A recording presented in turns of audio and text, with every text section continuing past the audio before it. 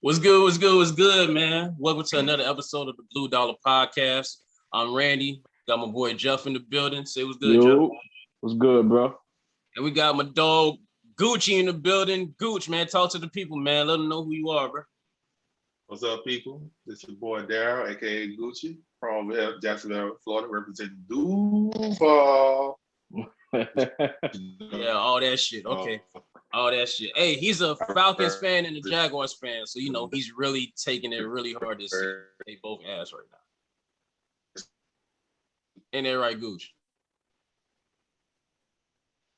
Look like his connection goes went out. up. So at least we ain't ass like Miami. Oh. We're gonna get to it. We're gonna get to it. Hey, don't. Only reason why I look like that because Tua went out. Tua didn't get hurt, then we would have probably won that game, bro. Y'all still wouldn't score. Y'all still wouldn't have scored with Tua. When you lose a future Hall of Famer in the game, shit just happened. Shit just happened. That boy said Tua getting the Hall of Fame. Matt Ryan is gonna be in the Hall of Fame. Matt Ryan going as first ballot. Hey, I'm just saying. I'm a Dolphins fan. I'm a Dolphins fan. As of right now, ain't no Hall of Fame coming out of Miami right now. Not right now. Maybe Xavier Howard.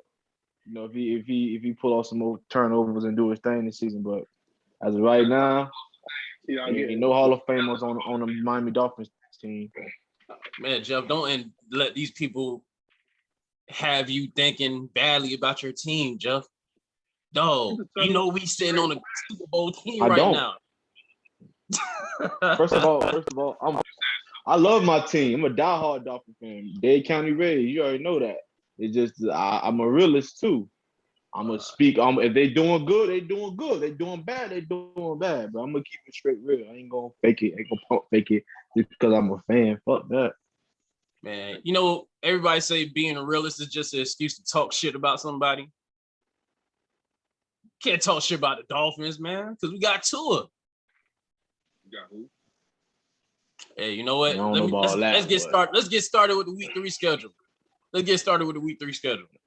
So week 3 starts off Thursday night. We got the Carolina Panthers traveling to play the Houston Texans. The Panthers are favored by 8 points. So who y'all got on this game? Go ahead, Jeff. No, that's a no-brainer, honestly, with Tyrod Taylor not playing this game. And Panthers coming off a hot victory, beating the Saints, division rivalry. I think they hot right now, so I'm definitely taking the Panthers with McCaffrey. And also Sam Darnold looked really good throwing the ball, man. He got some weapons through the ball. Good defense, better than I expected. Real this season. Honestly, the division is kind of up in the not up in the air because you got the defending Super Bowl champs, Tampa Bay Buccaneers. But they ain't last game they played. They looked like they were getting back in rhythm. No defense played a little bit better that game. But man, it's still early in the season to tell who really gonna win. But we'll see. But I like what I'm seeing from the Panthers. They 2-0. They started the season right. Giving the Carolina area a little something to cheer for. You know what I'm saying? So got McCaffrey back healthy. The coach actually knows what he's doing this season. Looks like, especially on the defensive side, they causing turnovers. They getting the ball back to the offense. Sam Darnold throwing that bitch down the field. He got weapons. He got weapons everywhere. So, yeah, man. But I got the Panthers winning probably by 14 points or better. All right, go ahead, Gooch. So I'm piggyback. I got Carolina, but I got like a 21 point.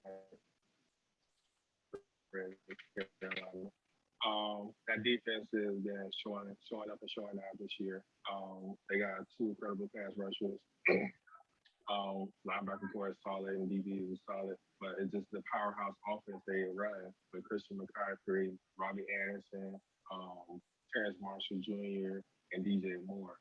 You have too much speed on the offensive side to not capitalize on opportunities to have against a weak opponent, especially when there's a lot of people are injured and defense has already been shaken already. They're just basically in rebuild mode. So they're gonna try to tank this year, kind of like what the Jets did last year, to try to get that number 1 pick. So they look into this shot with Deshaun. So that whole offense is just gonna be unstoppable. You're gonna expect DJ Moore to have over 100 yards this whole game, along with Robbie Anderson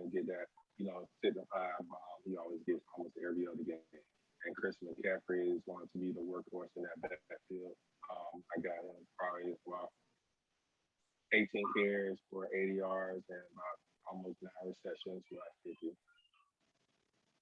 All right. Hey, Gucci, do me a favor, so you can up your volume real quick. Your voice sound kind of muffled, but I was hearing everything you were saying, but it was sounding kind of muffled a little bit. But yeah, man, I'm agree with y'all, man. I think Carolina gonna be able to do their thing and go ahead and blow these guys out, man. Sam Darnold looking like a candidate for comeback of the player of the year right now. And plus Christian McCaffrey's back to his vintage MVP form. And I feel like these guys are gonna blow them out the water. And not to mention that Houston will be without Tyrod Taylor, and I'm not too confident in their backup quarterback, which is Mills. You know, he didn't look that good when he came in on spot duty. So I feel like it's going to be a blowout real quick and real early. I'll take Carolina on the money line. Not money line, but the spread. I think they're going to cover those 8 points and probably beat them. I could see the score being 35-10. Yeah, like seriously, Carolina's at least a 2 touchdown team in this game. Like it ain't even close. I don't see it being close at all. And coaching wise, too, they're gonna get out coached. Like, you know, and not even the coaching part, it's just the fact that they're facing a lot of injuries right now on the offensive side. And I mean, David Johnson can only do but so much. Same thing with Mark Ingram, you know, and Mills. And I ain't got no confidence in that boy to lead that offense down the field consistently. Maybe a couple drives here and there, get a field goal, get a touchdown here and there. But I don't see him consistently making drives down the field, 75 yards, and putting up points like that consistently. So yeah, it's an easy pick, man. It's almost a lock of the week to kind of be real with you. Yeah. I feel Cooks is not going to. Cooks been doing well this year at receiver for the Houston Texans, but that's all they have. So of course you're going to be your number one guy in everywhere you can with end arounds or quick screens, bubble screens, or you know, Cooks always been a deep ball receiver.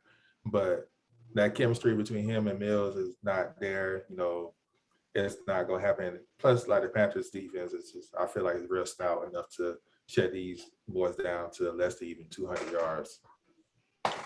Now, I've been hearing chatter and rumors that they might activate Deshaun Watson and play him this week. They might do it. What y'all think about that? You going to kick it off? Go ahead, Gooch. Go ahead.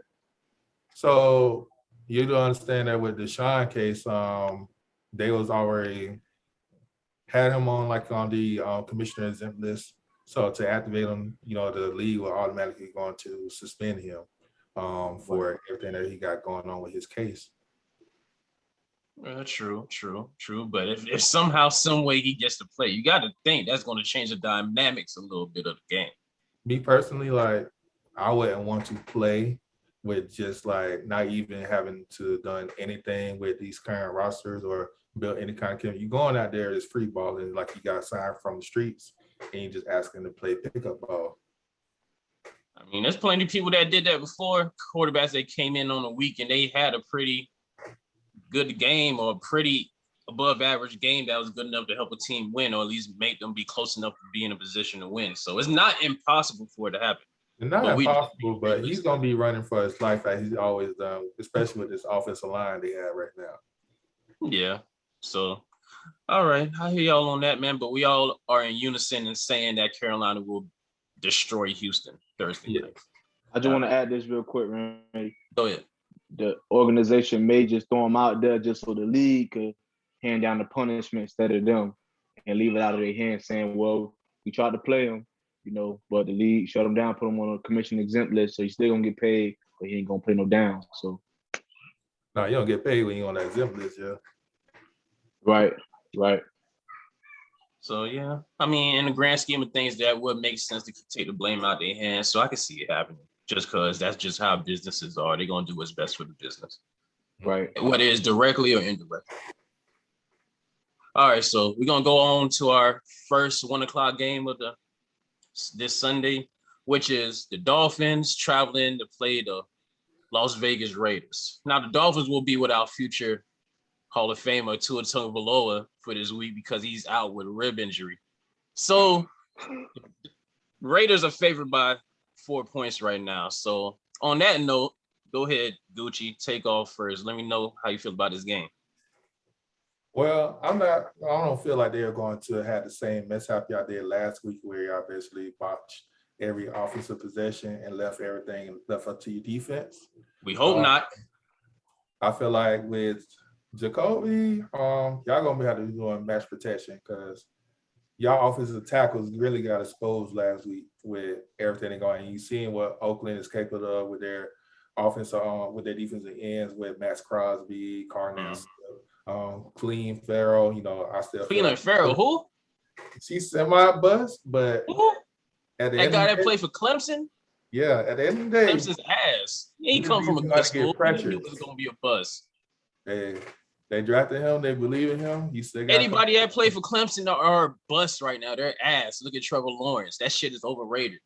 No, they just don't have no offensive line to protect that boy. He trying to force You can defend him if you want to, but go ahead with your point. Sorry about that. I just had to get that off real. How you good, brother? I know how you feel about your team, but I just hate Clemson.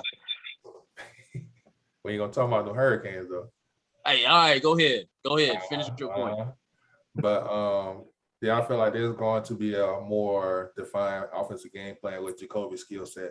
Y'all are going to be more run heavy and like more of a 3-step to 5-step drop.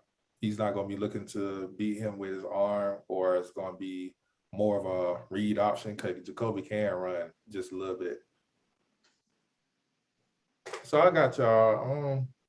I still like Oakland over y'all because Oakland has been on fire. I don't know nobody y'all could stop with Darren Waller, along with keeping up with Henry Ruggs, with the deep ball. Yeah, I like Oakland by 7. That's understandable. Go ahead, Jeff. So Oakland's favored by 4 points for good reasons. They're at home. They're on a hot 2-game win streak right now against 2 tough opponents. Baltimore Ravens that just beat Kansas City Chiefs. Now you got the Pittsburgh Steelers that just beat the Buffalo Bills.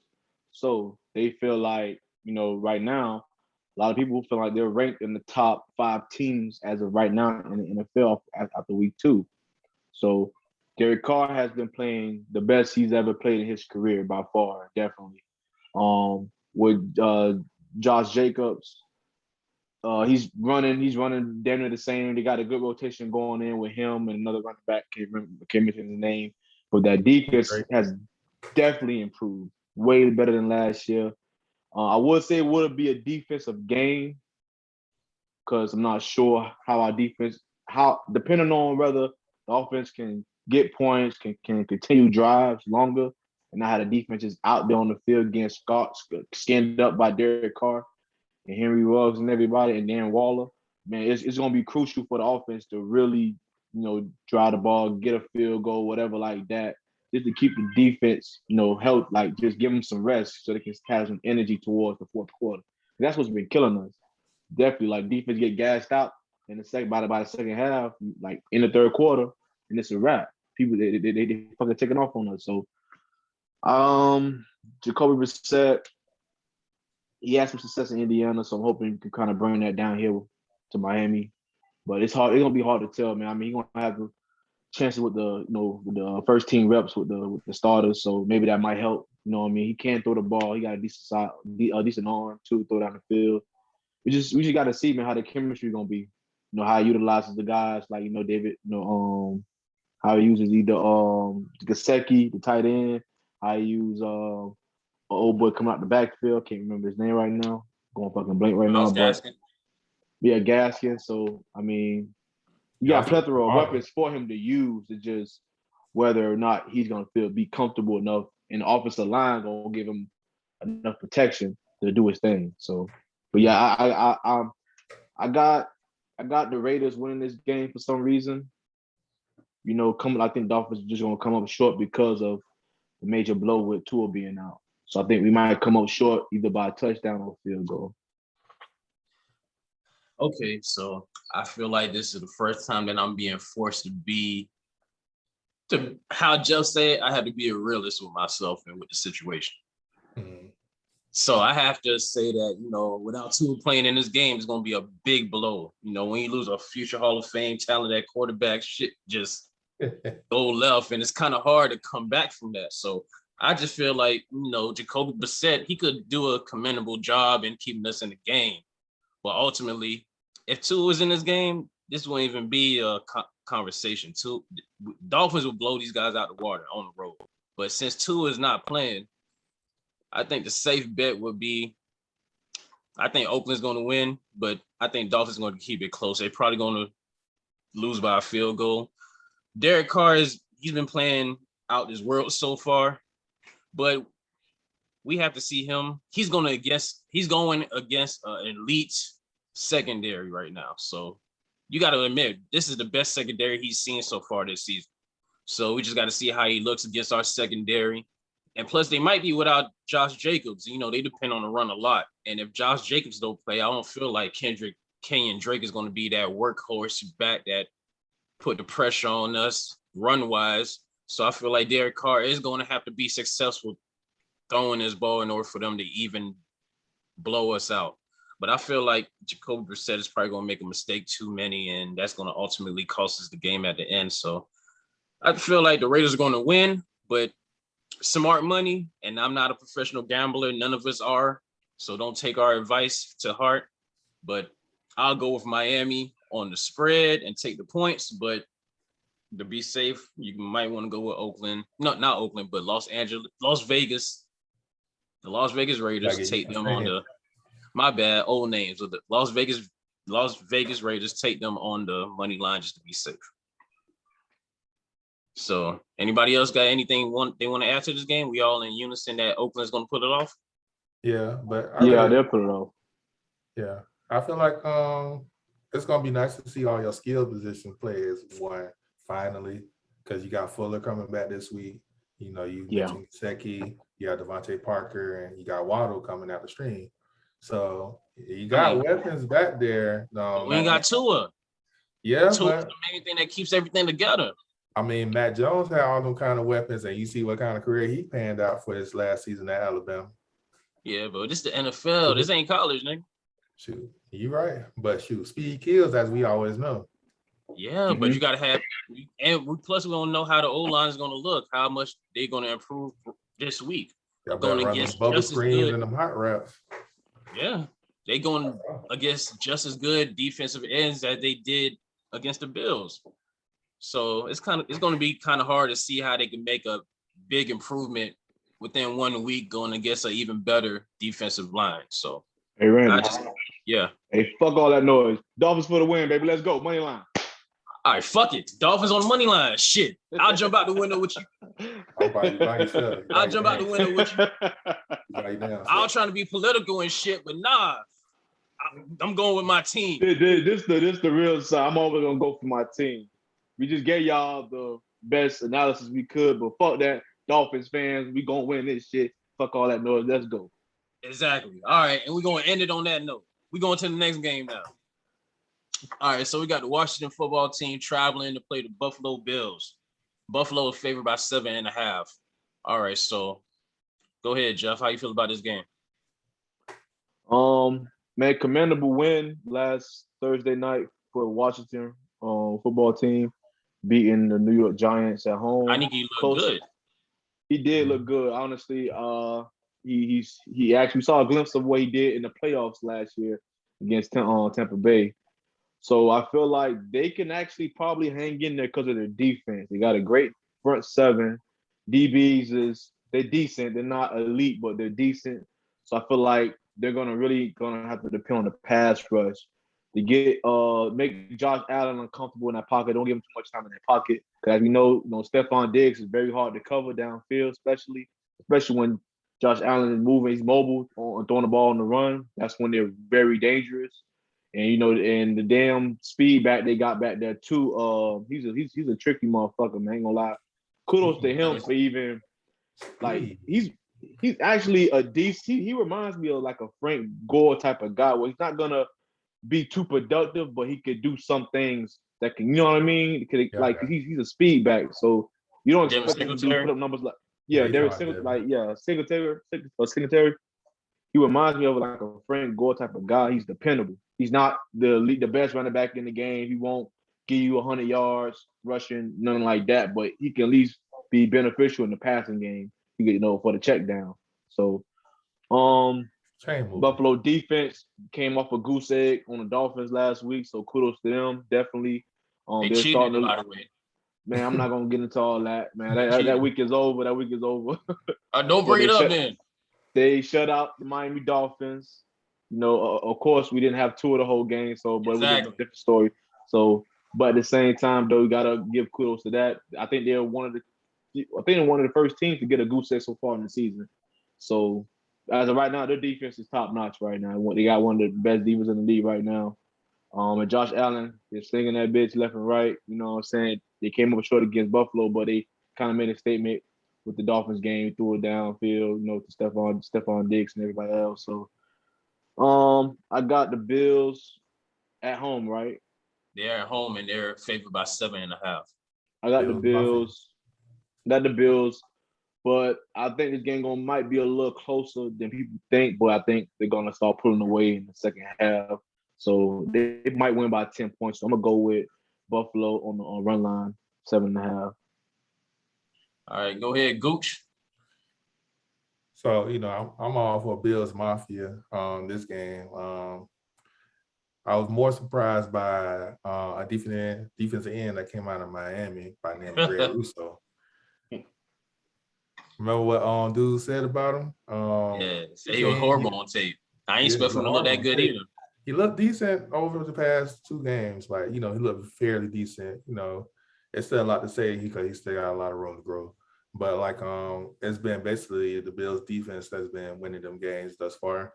Of course, you have your offensive weapons with Josh Allen and Stephon Diggs, but it's who else is going to complement them when one of the others out the game? Devin Singletary showed that last game by producing a long run, 46 yards, and scored a touchdown. Zach Moss scored 2 touchdowns, plunged it in. But it's always been just Josh Allen and Stephon Diggs show. It always been so. Once they find that other guy, I feel like that offense is going to take another step level of producing. Because I do like what's the name? They got Emmanuel Sanders, but Emmanuel done got old, but he still provides that crucial piece as far as good route running and a good safety net, along with Cole Beasley. That's their clutch safety net for anything when they want to move the chains or get that crucial first down. Kevin Knox, their tight end, he's a little streaky here and there, but he's also a quality tight end to help spread them linebackers out and leave them open holes for slants that they preferably like to run. Washington football team, Hennessy did provide a good spark. It's Heineke, man. I call him Hennessy. Hennessy. Hennessy. He looking for some Hennessy. But Heineke, he did provide a good spark last week, considering that Fitzmagic went down with the hip injury, and he took a good chance with his opportunity with that. Threw over 300 yards. He barely made all the crucial throws he did, feeding it to scary Terry McLaurin.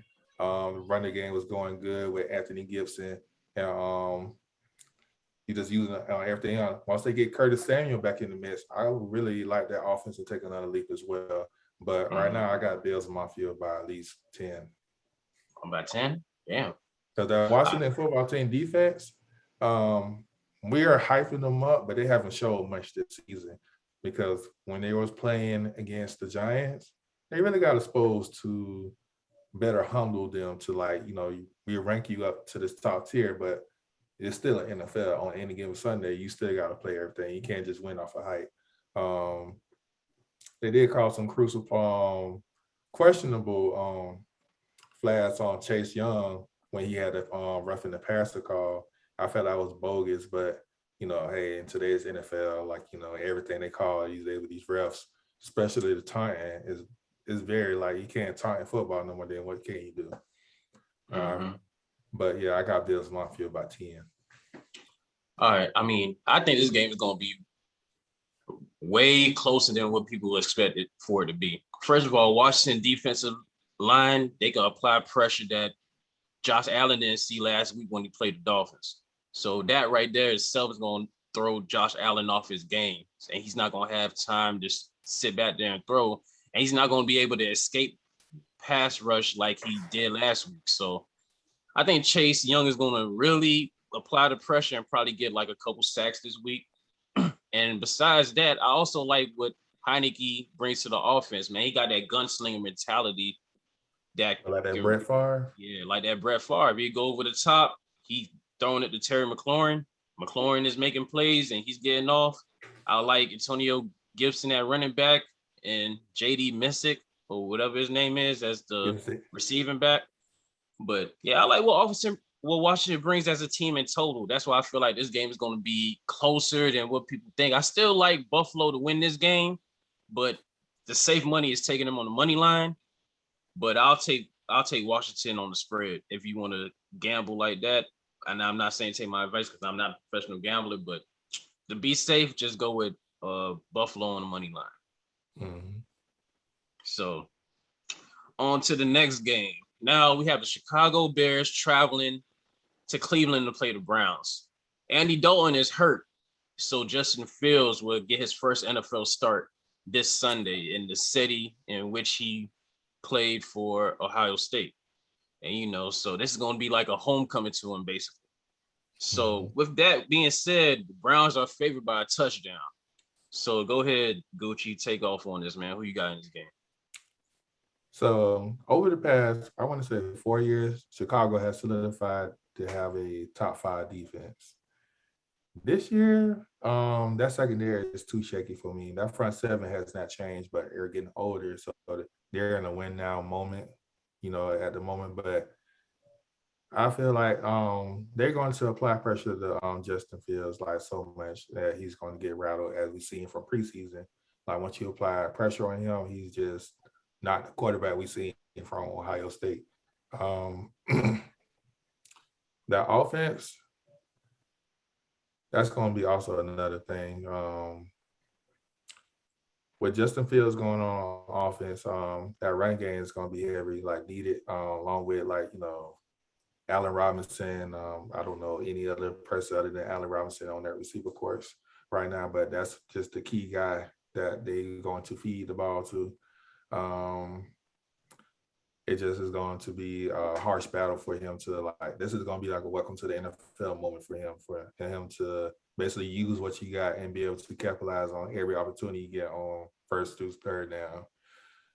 Cleveland, we already see what Cleveland, who would have thought we would saw Cleveland be balling like this over these past 2 decades? They have the best running back field in the whole NFL with Chubb and Hunt. Baker Mayfield's actually coming into his own as solidify himself as a solid QB in the league. The only problem is, Juice Landry is out, OBJ is out. So they're depending on a younger receiver corps right now with Anthony Schwartz. I forgot the young boy from Michigan. Also, they tight ends. I'm not sure it's Hooper is playing, but they also have Njoku out there at tight end as well. So it's either you stop their running game, but they stay able to spread the ball out with you through the air. And that defense with Myles Garrett is going to be real scary. Myles Garrett and Davion Clowney. I never thought I would see, those two freaks of nature on the same team. So Fields got a lot of him, in his bag right now. He's going to have to take on. All right, go ahead, Jeff. So right now, this is more like rookie. This is a rookie versus kind of like a veteran quarterback game. Justin Fields getting his first start. I don't like it. I really don't. Like we say, he saw a couple of rookie mistakes in the preseason. That big kid he took. I don't believe in that offensive line as of right now for the Chicago Bears. I think that front seven for the Browns, Cleveland, is going to really get to him. I'm looking for him to at least get sacked at least 4 times at minimum. 4 times minimum. Seriously, I don't trust that offensive line at all. So you saw what Andy Dalton happened, right? That could have been easy if they would have started Justin Fields week 1 or 2. That could have been Justin Fields hurt, getting carried off the goddamn, off the field. You know what I'm saying? So that's how I look at it. Justin Fields can run though. He could run, right? He's gonna need to run. And I'm telling you that right now. He's gonna run. He's gonna run for his life. And I'm telling you right now, like and how that's he gonna, was at Ohio State and Bama. yeah, He ran for that's his what I'm life. saying. He ran for his life. This is gonna be one of them games where he's gonna have to utilize his feet. He's gonna have to grow up really fast. This is his welcome to the NFL moment where he's like, when he see the speed, the level these defenses are playing at. You know what I mean? Like these guys are top notch. So Baker Mayfield, honestly, even with Juice Landry going down, he's gonna utilize the shot them tight ends in that run game. He's gonna get Kareem Hunt and Chubbs involved in the passing game as well. Little strings here and there. So, and that's to me, that's gonna kill him. That's gonna be the nail in the coffin. And they're at home. So right now, I'm going with the more experienced quarterback. Definitely is Baker Mayfield. I got the Browns winning. I got them winning at least by 10 as well. It's gonna be a double digit win for the Browns. Yeah, I got the Browns winning this game probably by like 2 touchdowns. Justin Fields gonna go out there. He's gonna make some mistakes that the Browns are going to take advantage of. Plus, Jarvis Landry, he's out, but I think ODB or OBJ, Odell Beckham's going to play this week. Now, I don't know how much of a factor that is because they never had a real rapport. So, if anything, at least he has another weapon he can throw to besides the tight ends and the other receivers that, the Higgins and all those guys. And plus, you still got Kareem Hunt and Nick Chubb in the backfield. I think that's going to be majority of their game plan in anyway attacking Chicago. So, I think Chicago is going to be blowed out probably by the third quarter, and Cleveland's going to win this game. Probably, I can see them winning this 28-14. 28-14. I can see that happen. So I like Cleveland to win. So, all right, on to the next game. It's the Baltimore Ravens traveling to play the Detroit Lions. Baltimore is favored by 8 points. So just go ahead and take off on this, man. How much you think Lamar is going to get off on Detroit? Oh man, we saw what he did to the Chiefs defense. Man, the man had a game for the ages. Finally got that W over Mahomes. In Baltimore too, man. Like the guy right now is on another level. He's the best mobile quarterback probably almost ever at this point. After that game, you can solidify that at early in his career. You know what I mean? So, and you see the potential of this team if they surround him with weapons too. Like we finally saw Hollywood Brown start getting open. You know what I mean? He's not but he's become a decent weapon. You know what I mean? That's what I'm gonna say. He's decent. As far as involving the passing game, he's becoming right now. He's their leading receiving, leading and receiving yards for that team right now. So he is crucial. You know what I'm saying? So if you add additional weapons around him, man, the possibilities are endless. You know what I mean? He's already given defensive coordinators nightmares about just playing around him. Just trying to contain him is hard enough. You know what I mean? We haven't saw a defense yet contain him, keep him from going outside the tackles. You see what I'm saying? So, but yeah, man. I ain't gonna lie to you. Lions looked decent Monday night. In the first half. They kept it close. They kept it close, like I figured they would. You know what I mean? Because of the divisional rival game. For some reason, man, I feel like for me, I always tell people this: Jared Goff is one of those. He's one of those quarterbacks that could win a game that he's not supposed to win. Seriously. We saw that last year when they played against Tampa Bay when he was with the Rams. Nobody really gave them too much of a shot because of the quarterback. The Bucs were the favorite at home, and they came up short. But so he's not playing with the talent he played with the Rams. Of course. Yeah. I'm just saying, of course, but with the close losses as far as with the Niners, and then also a decent game, until like the end of the third quarter against Green Bay, they can play, they can ball. They got some ball players on that team. So for some reason, as hurt as that secondary is right now for Baltimore too, I think this is their time to actually expose that. You know what I mean? Like honestly, I think this might be the team to expose that secondary. So honestly, I got Detroit on the spread on the run line. I got Detroit on the run line. Covering the spread. I got them covering the spread but I think they're gonna lose. They're gonna lose by probably a touchdown. It's like 7.5, 8 points, right? No, they favored by 8. By 8, yeah. I like them. I like them to lose by a touchdown. Okay, jumping out the window with it. I see you. Go ahead, Gucci. Well, I'll say Detroit has been surprisingly like decent this year. Showing up with top competition, like this is when they were playing Green Bay. Green Bay had a shaky first game against New Orleans where they were looking very atrocious and they bounced back. Detroit was going back and forth with them until they had 2 crucial turnovers that basically sealed their fate in that game.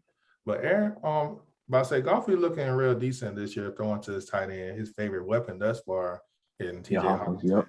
Mm-hmm. And they rocking with Jamal Williams and DeAndre Swift at running back. Both of them are great runners and receiving backs on their own. The defense has been looking very like steady. They still need a lot of key pieces, especially in that linebacker core, to help kind of portray, along with like having another pass rush other than Trey Flowers. Defensive backs, I'm not sure the board from Ohio State has came back from injury.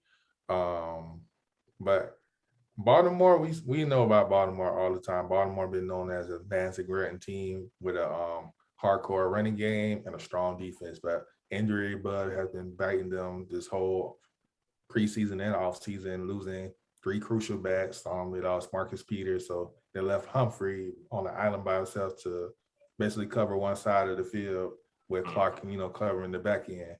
But they have been like, having again, and the next guy, is stepping up. There's no stopping Lamar from running. We already know that. Like Lamar is bound to get his no matter what. Like you trying to game plan, like I said on the last game, you trying to game plan against Lamar, you might as well just kind of watch that up because he always come up and surprise you for every down that he's on that field because he's gonna leave it all on the field.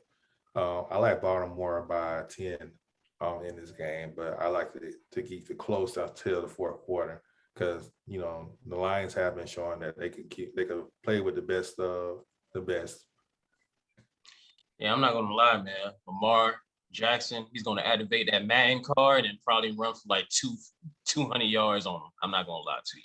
He's gonna run for damn near over 100 yards. That's gonna be easy. So I feel like it's going to be a shootout because Baltimore's defense is suspect. And, they ain't generating a pass rush right now, and plus a lot of their DBs are hurt. So I can see this being a shootout, but I don't see it being that close, man. I can see it being 42-31. That would be the final score. That's how bad I think both these teams are on defense right now. But I think Lamar Jackson is going to basically have the same game he had against the Chiefs, except less turnovers. So on that note, I'm gonna go with Baltimore to cover the spread. I'll take them on the spread. I think they're gonna cover that.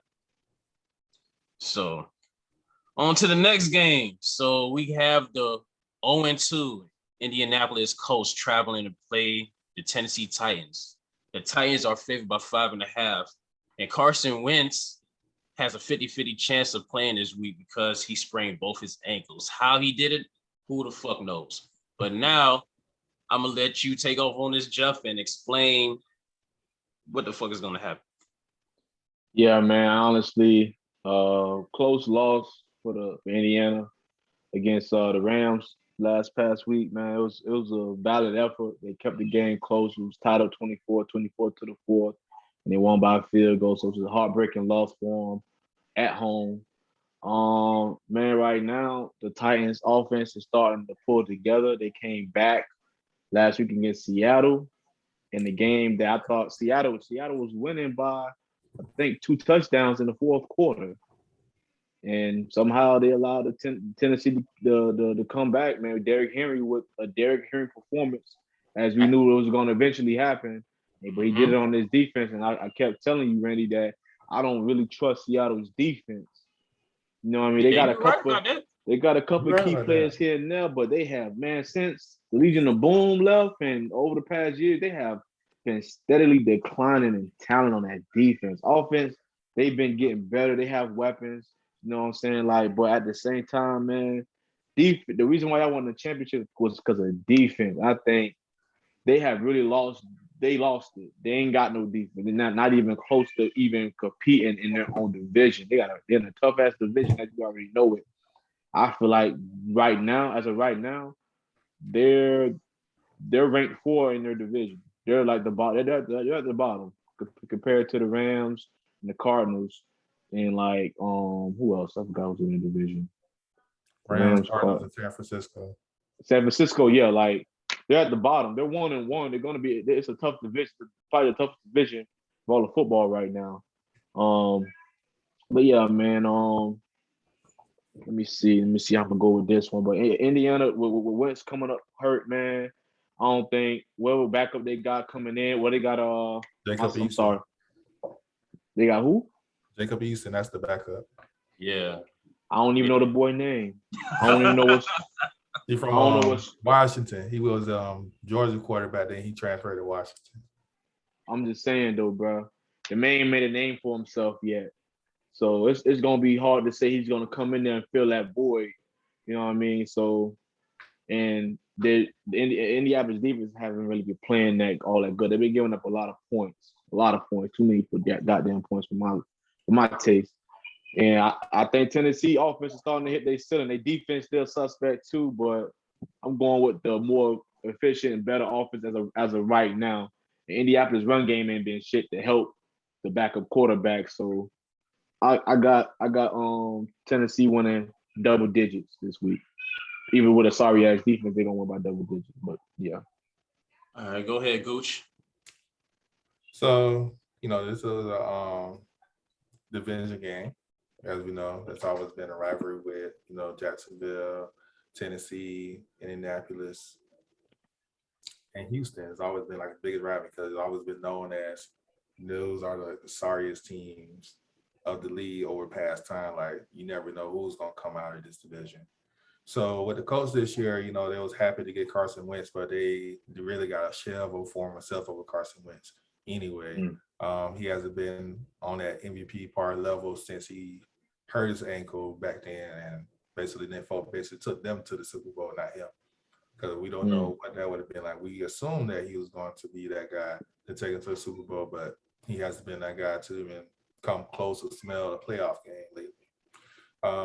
They're going to have to depend heavily on that running game with Jonathan Taylor, Naheem Hines, and Mack. That just is facts because Jacob Eason, first 2 drives, he threw a pick. When Wentz went out, he threw 2 picks, and that's just not looking good. You have Michael Pittman Jr., you have Pascal Doyle at tight end. You have good weapons, but they're not no game-changing kind of weapon. They're just solid receivers that you have right now at your disposal. So they're going to depend heavily on that run game. So it's going to be a lot for them to even score, let alone like move the chains down the field to get the defense enough time to breathe. That defense hasn't been looking at that top 5 caliber level this year because the offense has been looking very suspect and atrocious. They haven't been giving them or feeding them. Tennessee ain't never had no pass rushers in some years.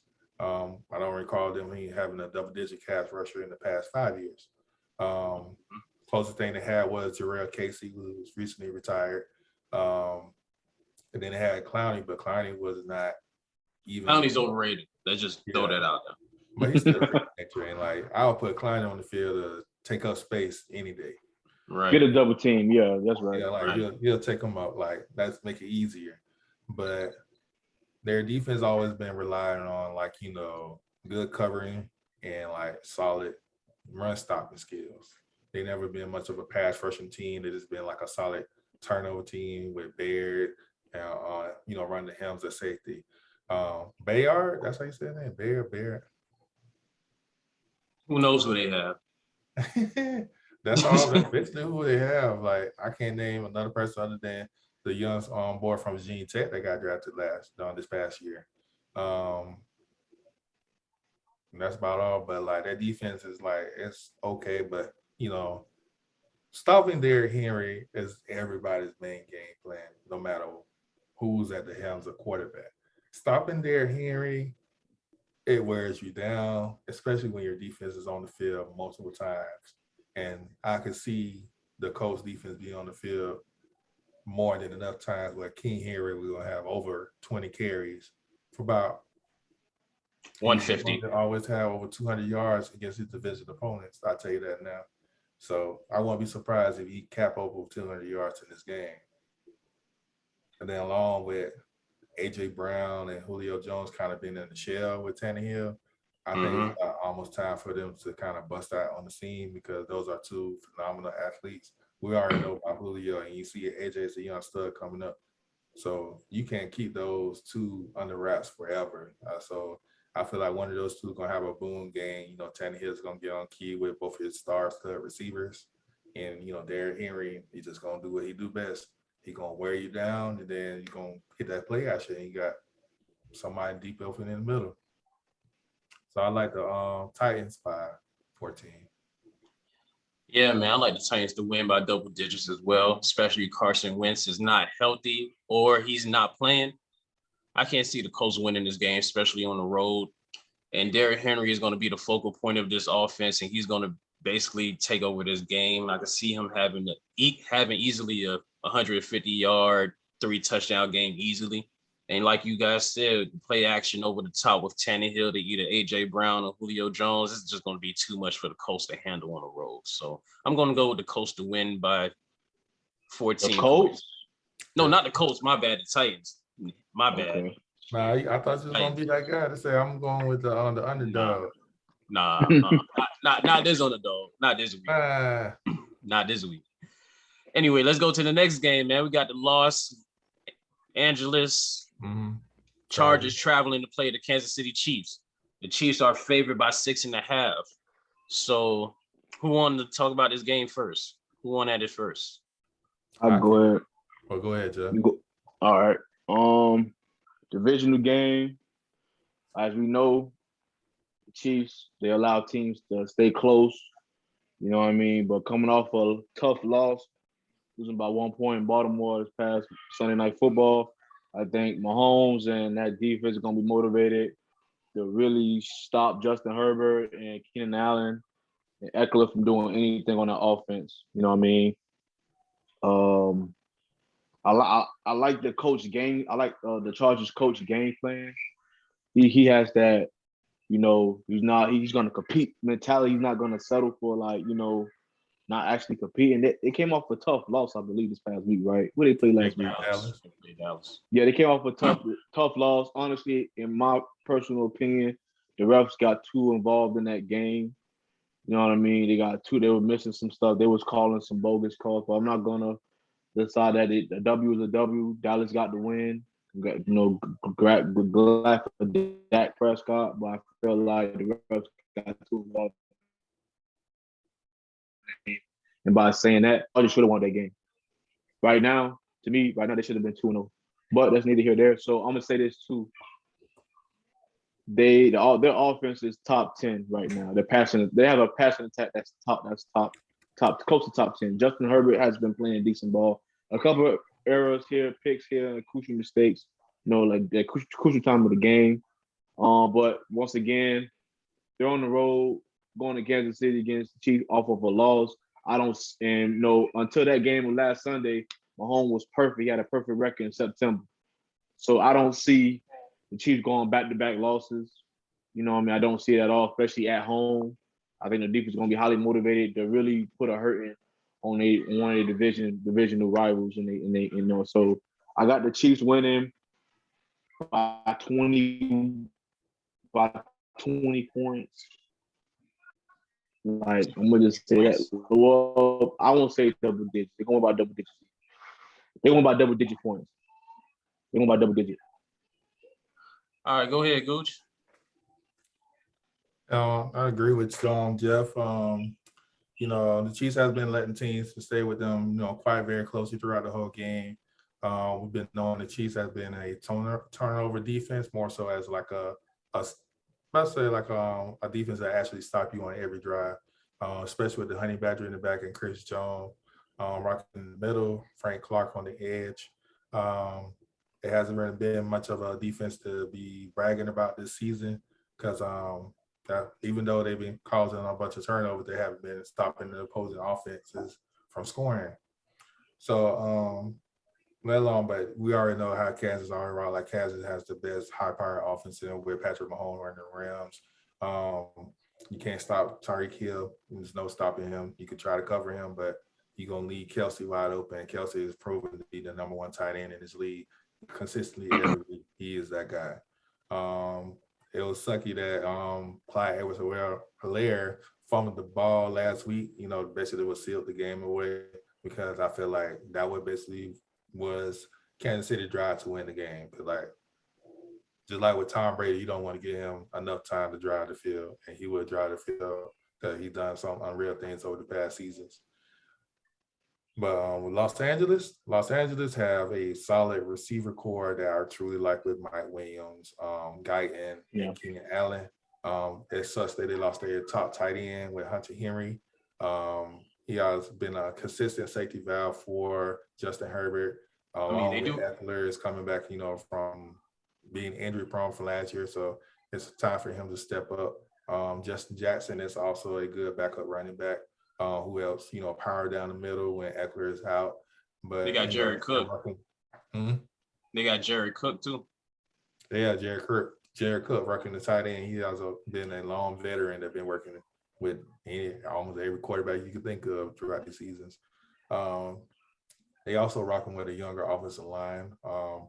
They have been showing that they can hold their own. So like I feel like it's going to be keeping it close. I don't feel like it's going to be, you know, above a 10. So I got them by Kansas City by 8 points. I'm not going to lie, man. Divisional games are always close, and I'm going to stick to that. And plus, I feel like the Chargers have too many offensive weapons not to make this a very close game. So with that being said, I like Kansas City to still win this game, but the Chargers are going to cover the spread. They're going to lose by probably 3 points. And I like Justin Herbert to have a big day in keeping them in the game. But ultimately, you know, it's just going to be too much with Patrick Mahomes and Tyreek Hill. I feel like Tyreek Hill is going to have a better game this week. And he's actually going to be more of a factor, especially going over the top. And I feel like Kelsey is going to still be consistent with the amount of receptions that he has and the volume that he has to be the same factor he was this past week. So I like Kansas City to win this game, but I like the Chargers to cover the spread. Just because it's a divisional game, it's always going to be close, and their offensive weaponry they have is going to make it a very close game because I'm not too confident in Kansas City's defense. So on to the next game. We got the New Orleans Saints traveling to Foxborough to play the New England Patriots. The Patriots are favored by a field goal. So, yeah, they're only favored by a field goal, which, well, if I could start off, I think the Saints are going to be able to pull off this win because I think they're going to go back to the same formula that worked for them week 1 against Aaron Rodgers. And plus, I feel like New England doesn't have enough offensive firepower to scare the Saints like that. And I like the Saints defense. I feel like they're going to give Mac Jones trouble, and they're going to be able to stop New England's run game. And then ultimately with that, I feel like Jameis is going to play better this week. He's going to be more smarter with the ball, and he's going to really put the ball in Alvin Kamara's hands. I feel like Kamara is going to be a bigger factor this week. And with that, I'm going to go with the Saints to actually win this game outright. All right. What's the score? Outright, I feel like they're going to win probably 27-20. I like the Saints to win 27-20. And that's just me being nice with it. I feel like Matt Jones is going to have a couple turnovers. And I feel like the Saints are going to sneak out of Foxborough with a win. Because I really like, especially what they have on the back end defensively with their cornerbacks, Marcus Lattimore, and they also have Brandon Roby. And I think they still have Marcus Williams at safety, correct? I'm not sure. Yeah, I think he's still on the franchise tag. What's the old cat from Ohio State? He played for the Eagles. Oh, Malcolm Jenkins. Yeah, they still have him too. Yeah, so I feel like their defense, and plus they still have Cameron Jones too. Not Cameron Jones, but Cameron Jordan. Yeah, Jordan. Yeah. With that, I feel like the Saints are going to sneak out this with a win, and they're going to get back on track in that NFC South. So go ahead, Gucci. I said, I feel like this is going to be like one of those close games, but I feel like it may be a low scoring game. As we know, Jameis, he's a boomer bust, quarterback. I fully support Jameis though, like, as far as his growth and development, because I feel like he did get a bad hand in Tampa Bay. But at the end of the day, it's just how you produce as a quarterback. A lot of quarterbacks been producing with less variety, but it just kind of bugged me how when Jameis left, they provided everything Tom needed to be more successful, as far as the season goes. But they should go back to the same formula they had against week 1 against Green Bay. They're missing some crucial receivers with Tyquan Smith and Slant Boy. As I like to call Quick him. slant Mike. Right. Slant Boy. But at the end of the day, their receiver core has not been the strongest over the years. They've just been playing with a lot of like streaky guys that, be like, who's that at receiver? Just got a touchdown. So it's always been that there's always been force feeding with Alvin Kamara. So like Alvin Kamara always been that guy with Slant Boy, of course. But we're going to see how that offense, go. Of course, the defense, the defense already had a solidified secondary with like a couple, groomed veteran linebackers, and Cameron Jordan been anchoring the defensive line for his whole career. And he's been a consistent guy to help cause mayhem in that backfield, along with providing pressure to the quarterbacks, him and Sheldon Rankins. New England did a lot this offseason. They spun the bad this offseason because we never known New England to spend any money in free agency or try to acquire players like at the pace they did, because they knew that they need to fill up the team in the areas they had from the previous season. They do got, some guys are there because, they got Hunter Henry. They got the tight end from Tennessee, Jonnu Smith. Running backs is scarce. Damian Harris is a good running back. And, James White always been the top receiving back. He scorched the Falcons. But as far as like wide receivers, they still looking to propel themselves to have a standout guy, because a couple of years ago they drafted N'Keal Harry, but he has yet to show up on the field. They have Jacoby Myers. He's been a reliable like check down crossing route receiver, to help move the chains and do a couple of trick plays because he played quarterback back in his college days. They have also Nelson Aguilar, from Oakland. He's a quality receiver. We've seen him from Philadelphia as well. So they have some weapons to help the young quarterback, kind of limit his mistakes, because Josh McDaniels is going to groom that young quarterback to be, more better and make sure he's not doing too much or has so much on his plate. That's how Josh McDaniels always work with his QBs, to limit them from, errors they could make throughout the game. But I like New Orleans by field goal. Okay. Go ahead, Jeff. I put my trust in Belichick. I believe he's going to prepare his team. To me, right now, they have the better defense, hands down. They played the Dolphins and they played the Jets offense. I'm not saying much, but at the same time, this is Bill Belichick. Him and Sean Payton always, they're the pretty good coaches, prepare the team well. And also for me, Mac Jones right now is the better quarterback in this game. Now, hear me out on this. I'm just saying right now, these past 2 weeks, he's performed better. He's had 2 decent games against a good defense, the Dolphins. He put up 16 points and also. Check out Charlie. Hey, call it what you want, but it gets the job done, my boy. Call it what you want. And that's my thing is too, right? James he's gonna take shots, of course, right? And I think he has to know when and when not to. I felt like we saw a lot of the old James in that last game against Carolina. Just the offensive line wasn't giving that much protection also as well. But I saw some old James 30 for 30 moments in that Carolina game. Like, no lie, dude. I saw he's reverting back when shit hits the fan, he's reverting back. And I think Belichick is going to cue up that defense to force him to make some mistakes and to take some chances he shouldn't. You know what I mean? So if anybody could do it, definitely Belichick. See, I didn't think Carolina could do it, but they did. They got the job done. Then they're on the road too. Right now, right now they haven't played a home game yet because the damage from Hurricane Ida in New Orleans, and they just had the damn Mercedes Benz the dome caught on fire. Yeah, Roof that caught shit on was fire. crazy. So it's like, man, like I don't know when they're gonna actually be ready to play at home. I know they got power back right now in New Orleans, so the city's coming back, is getting back to normal in a sense. But man, this team right now, to me, after that's a big loss for in the division that's already tough alone. You know what I mean? So I think they're gonna lose on the road in New England. I think they're gonna lose by a touchdown. I think So Belichick is gonna queue up to make Jameis make those old 30 for 30 mistakes. And Mac Jones is gonna have a third week decent performance. Not great, not spectacular, but good enough to get you a win at home. And with a better defense. Right now, to me, they have the better defense. Why? Because they haven't allowed nobody to score 20 points or better over them right now. So right now, Dolphins only put up 17.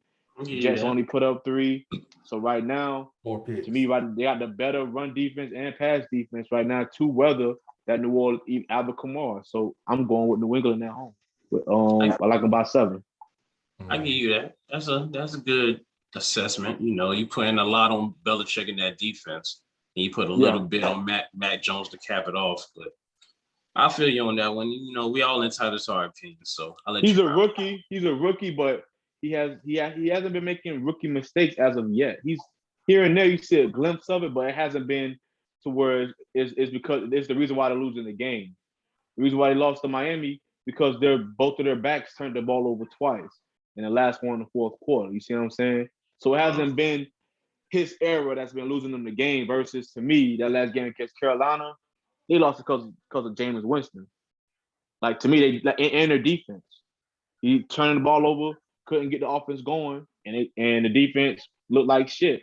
So right now, for me, I'm going with the more consistent team right now. So right now is in New England, and they're at home. They're comfortable at home. So I like New England. They're always comfortable at home.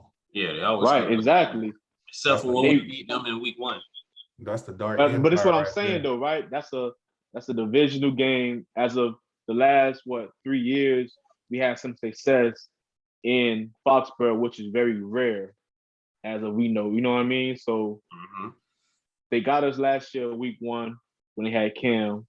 It was a tough loss, but we got them the year after that at the last game, end of the game of the season with Fitzpatrick, and we got them this week 1 right here. So it's always a tough game between Miami. So, but to me, this game is not going to be close. I don't think it's going to. It will be close, but I don't know, man. I think Belichick got some up the sleeve for James, man.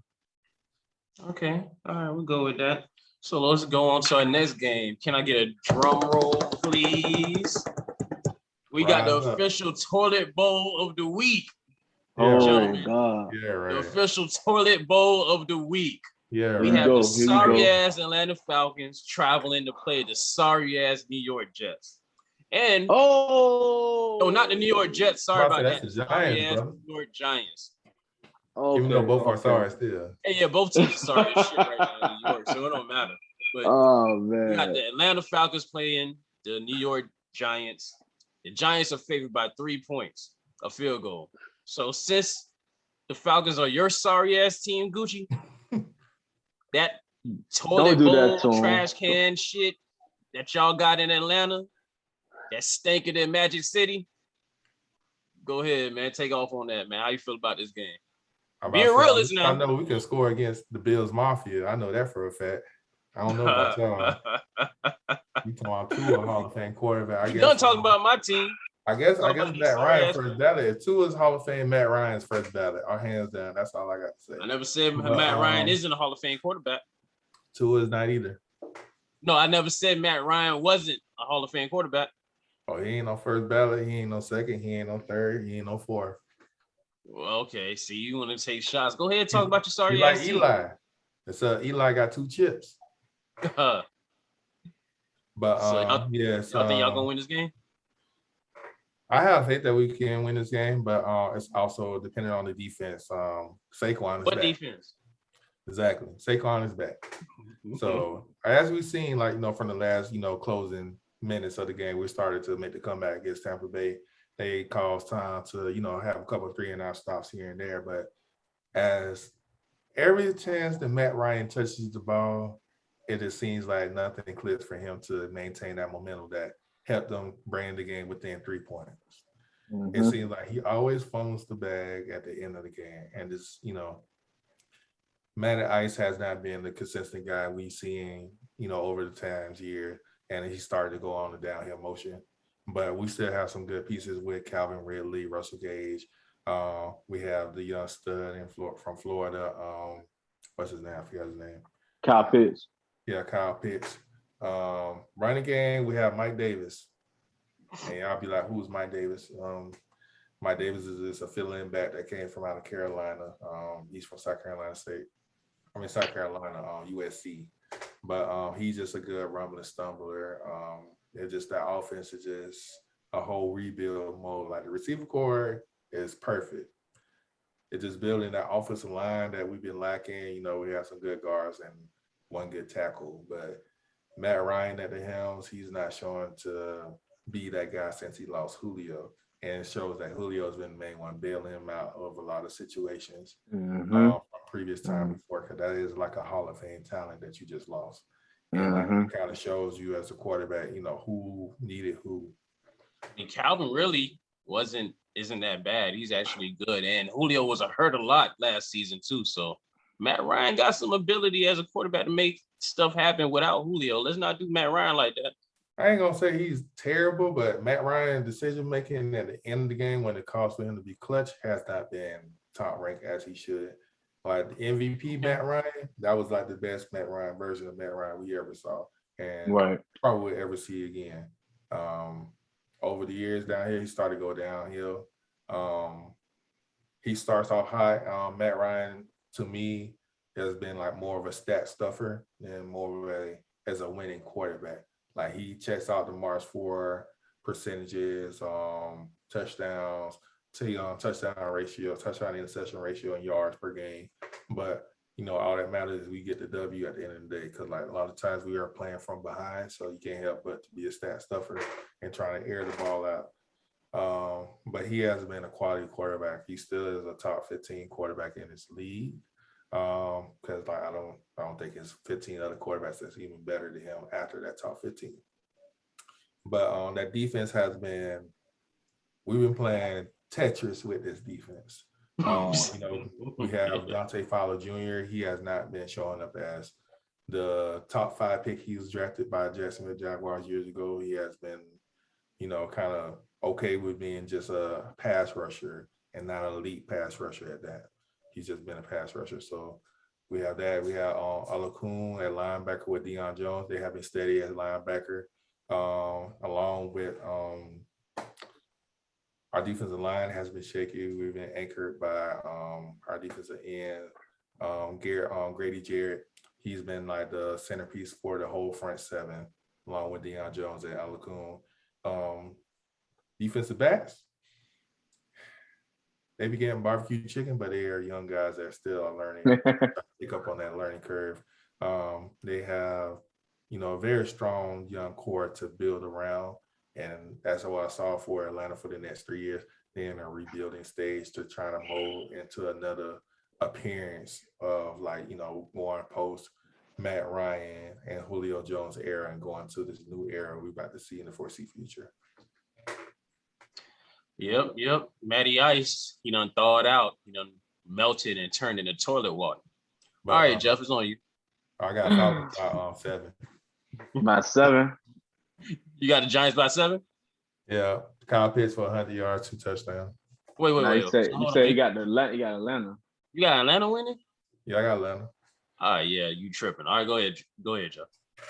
Man, this is real tough to assess, right? Because I saw some things I like from Atlanta against the Tampa Bay game, but they kept the game close. It was 25-28. Actually showed some.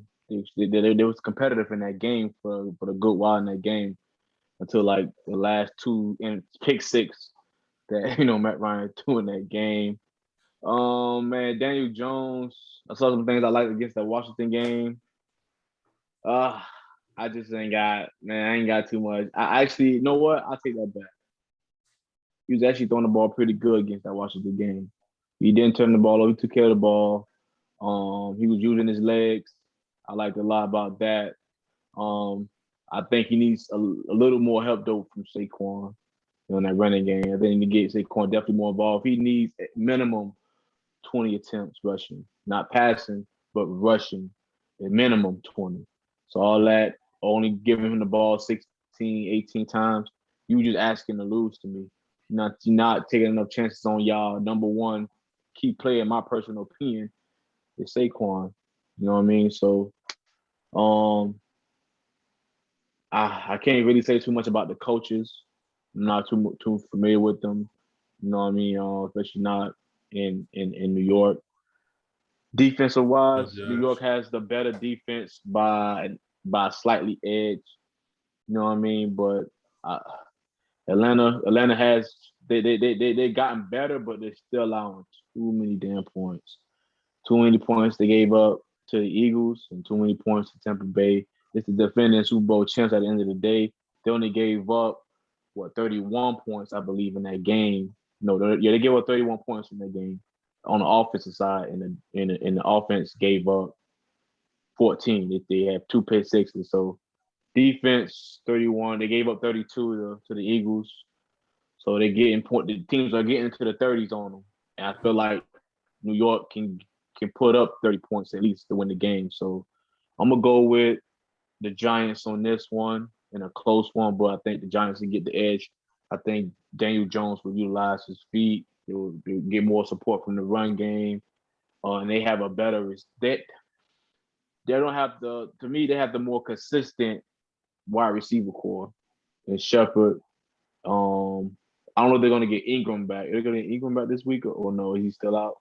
I think I'm not sure. it's questionable right now. It's a 50-50 chance that he'll play this week. Okay, if he comes back, that's another weapon they got right there. Of course, passing the ball to Saquon at the backfield. I forgot their other weapon. Damn, Kenny I slipped my Galladay. mind.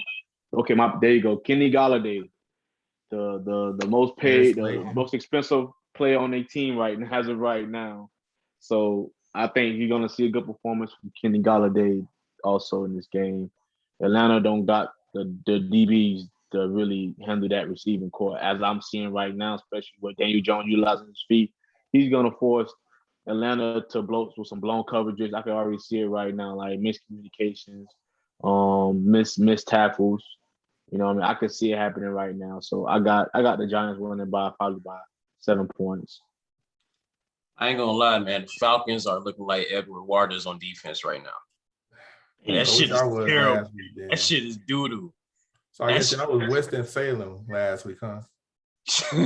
that shit is looking like turd emoji right now, but on defense. If there's a week to get, if there's any other week to get Saquon and Kenny Galladay right in this offense, it's this week.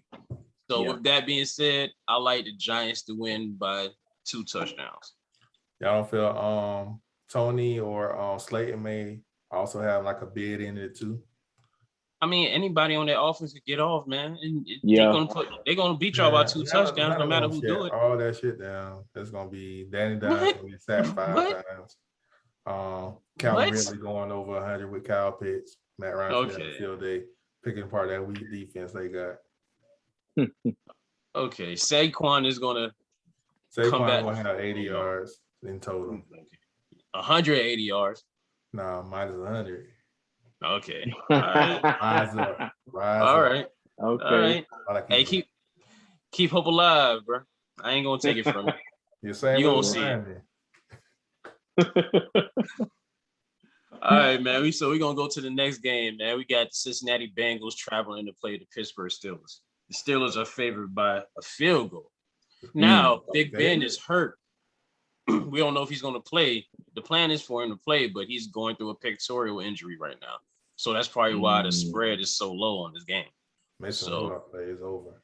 Yeah, man. So go ahead, Jeff. Man, honestly, tough loss at home. to the Las Vegas Raiders. Valid effort by Derek Carr winning that game for him, man. Definitely. Pittsburgh defense they're not great, but they improved from last season. They're good, right? The Pats for me, the Steelers pass attack it should be better than what it is right now. I don't know. It should be a lot better with the weapons they have. Beginning of last season, man, it looked like they had some young, it's like they scouted and got some guys in there that was young and that can ball right on a receiving core. And I don't know if it's Big Ben or maybe that was just last season. Because we saw that dip, that low end dip towards the end of the season, all the way into we lost to the Cleveland Browns in the wild card game. So this is actually, I'm gonna go with the underdog. I'm gonna take Cincinnati on the spread. I believe they're at home, right? Nah, the Steelers are at home. No. I still like Cincinnati. Joe Burrow, I like him with Chase and a couple other guys on that team, and Joe Mixon to actually do a decent job moving the ball on that defense. I like the combination with Chase and Joe Burrow, man. They really they ain't miss a beat from college, man. Them boys looking like they already in. Then they're like that championship run back to LSU.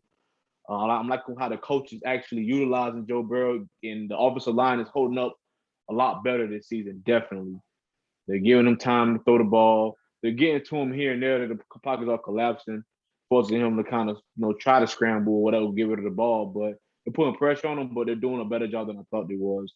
They did a better job than I thought fucking Jacksonville was gonna do for Trevor Lawrence. But I like Joe Burrow right now. Of course, Big Ben being questionable. I'm not familiar with the backup. I believe it's the boy that got his ass whooped by Mason Rudolph. Rudolph. And they got Dwayne Haskins too.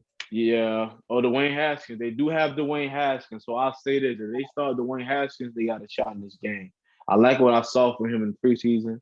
I know it's preseason and saying a lot, but he actually had one of the better performances, in that preseason out of some of the quarterbacks, second-year quarterbacks. So I'm gonna say if they start Dwayne Haskins, they got a shot. I'm still looking for Najee Harris to do a little bit more, actually perform better last week against the Raiders. Decent defense, so that was a solid performance. He's looking like a bust right now. He's looking like a bust. I mean, I feel like he's not getting enough. The offensive line to me has took a big dip, especially all those. They have a total brand new line. They haven't looked at their lineup.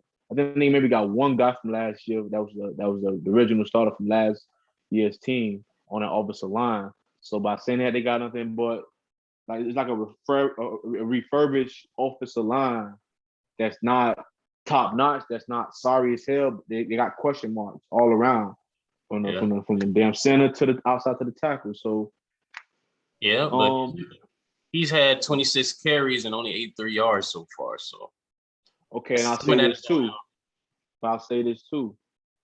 Joe Burrow has been performing very well against some decent defenses. The first week against the Vikings, decent defense. They got some veterans on that defense, on that DB core. So I figured that they would probably give him a little challenge. But to me, he skinned their ass up that game. You know what I'm saying? And also, what game they also played last week? Can't remember. Sorry. They played Chicago. You got me out. Played Chicago. Yeah, Cincinnati played Chicago last week. Who won that game? I'm sorry, I forgot about that. No, not Chicago. Chicago won it. Chicago won, right? Yeah, defense shut down the game. So, but to me, they're being competitive. So I'm going with Cincinnati in this game on the run line. Interesting. That's a very interesting choice. Go ahead, Gucci. So the Pittsburgh Steelers offensive line has been very bad, both pass and run blocking. Like you said, this is a whole refurbished offensive line entirely. So the chemistry is way off, and they still have to learn how to play with another. And also the talent it is. Najee Harris, he's just been running into brick walls every time he's an inside runner. he can get to the edge, but as we've seen Najee before, like Najee's not the fastest thing. He's a good accelerator, but he's not the fastest thing moving on the field. So, and then as from college to NFL, that's a different kind of speed, as we always know from transition. The receiver core for Pittsburgh is a good notch. Like they're a top 10 receiver core with Johnson, Claypool, Juju's not wide receiver number one. I still say this to the day, like they're still looking for that wide receiver number one for this team, but they have good complementary receivers to mesh well between the three of them. Mm-hmm. So Big Ben has been like very lackluster. His age is really caught up with him along with injuries. As we know, Big Ben been getting a lot of injuries over the past 3 seasons. One of them put him out for the whole season. As we've seen, like Pittsburgh was really demolished when they didn't have Ben no more. Working the helms at quarterback. So it's going to be a lot if he can't play this week. Is either they're going to rock with Mason Rudolph. They also have Joshua Dobbs, that's been a quarterback, been in their system, then Dwayne Haskins. So between those 3 quarterbacks, I don't feel like they're going to have much of a shot, winning this game as well. Considering like you have Joe Burrow with Chase, Tyler Boyd, Alden Tate, and T. Higgins, another person that Randy don't like because he came from Clemson. Everybody from Clemson is ass. I'm saying that live on the Blue Dollar podcast. Anybody that played at Clemson is hot doo-doo trash. You can quote me. Hold on. DeAndre Hopkins? Go ahead, Gucci. Finish your point. Right. He got no word for that, Jeff.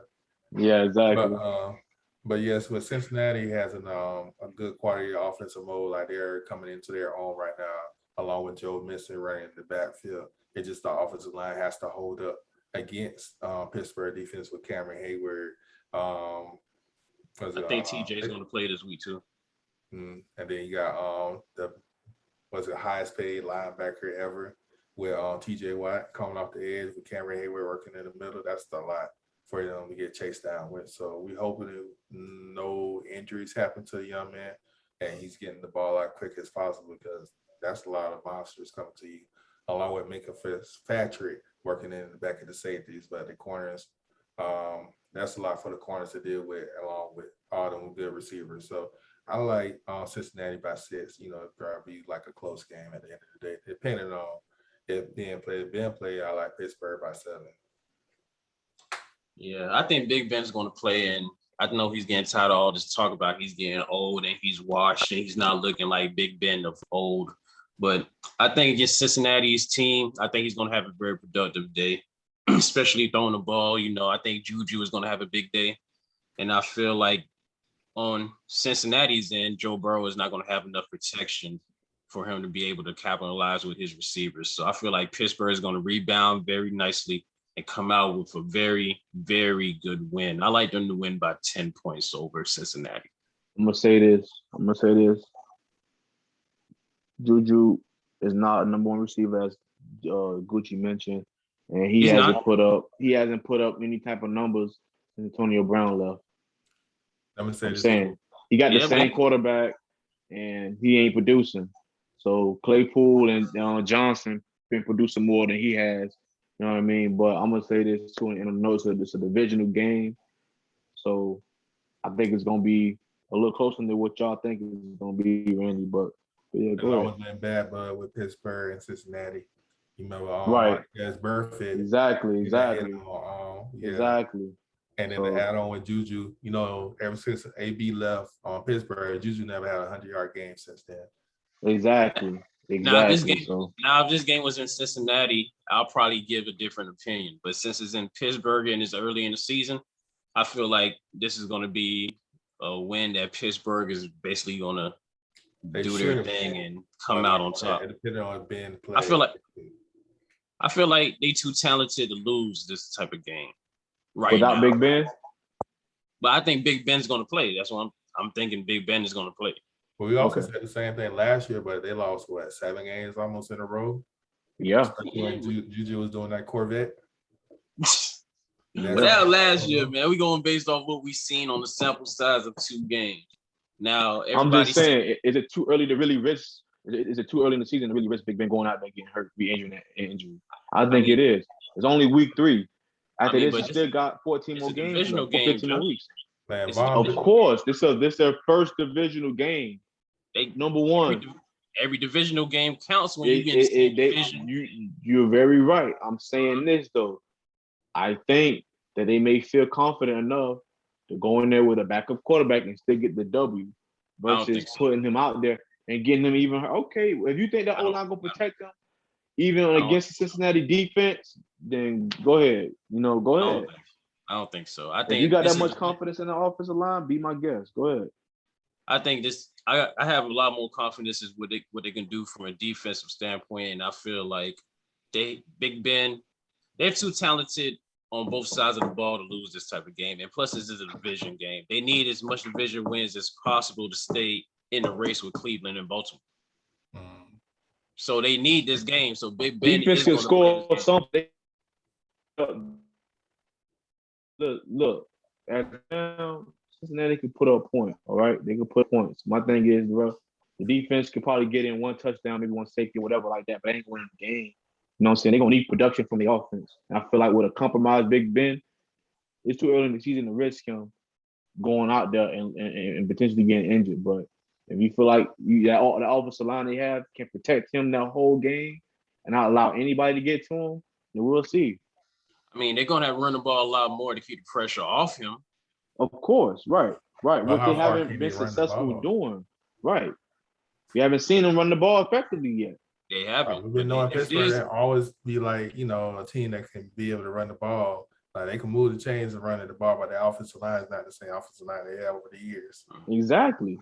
But so we'll see then.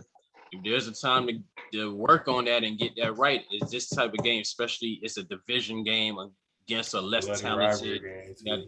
It's a less talented Cincinnati defense. So if there's a game to get right on, this is that game. Juju saying he's less talented. Von Bell rocked Juju, remember last year. All right, so we're gonna go to the next game. We got the Arizona Cardinals traveling to Jacksonville to play the sorry ass Jacksonville Jaguars. The Arizona Cardinals are favored by 7.5. So, Gucci, since you're a native of depressing ass Jacksonville, Florida, you go ahead and take this. Oh wow. Ain't that depressing? Jayville, man. Ain't that depressing? We got good sunshine. I drove through the city before, man. It's depressing in the daytime and at night. Oh man, I'm sick. I don't even see crackheads out because it's too depressing outside. Hey, shit. I'm just saying, I'm not gonna lie to you. It's a pretty fucked up city. All right, my bad. Go bro. ahead, talk about the game. But stopping Kyler Murray for Jacksonville, yeah, we're gonna see another phenomenal game with Kyler Murray this game. Like I watched both games from Jacksonville, and like we see the potential in Trevor Lawrence. He can make big plays and he can make the throws, but he's trying to take too much on himself to make every play instead of letting his teammates make the play for him. So it's a lot of gambling. Then the offensive game plan is not benefit him, well enough, along with like just people making plays. Like you have James Robinson, coming out of the backfield, but the offensive line are not making key blocks, and he's just trying to, manage his way to get through. Like, nobody knew about James Robinson last year. That's how he spoiled the scene.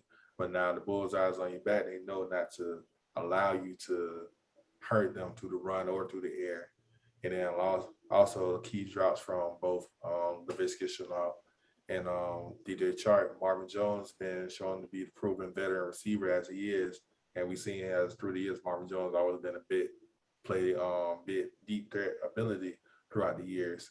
So it's going to be a lot for them to be able to get over this passing game because Buda Baker and Brian Murphy are like key critical parts along with Isaiah Simmons moving to the linebacker standpoint.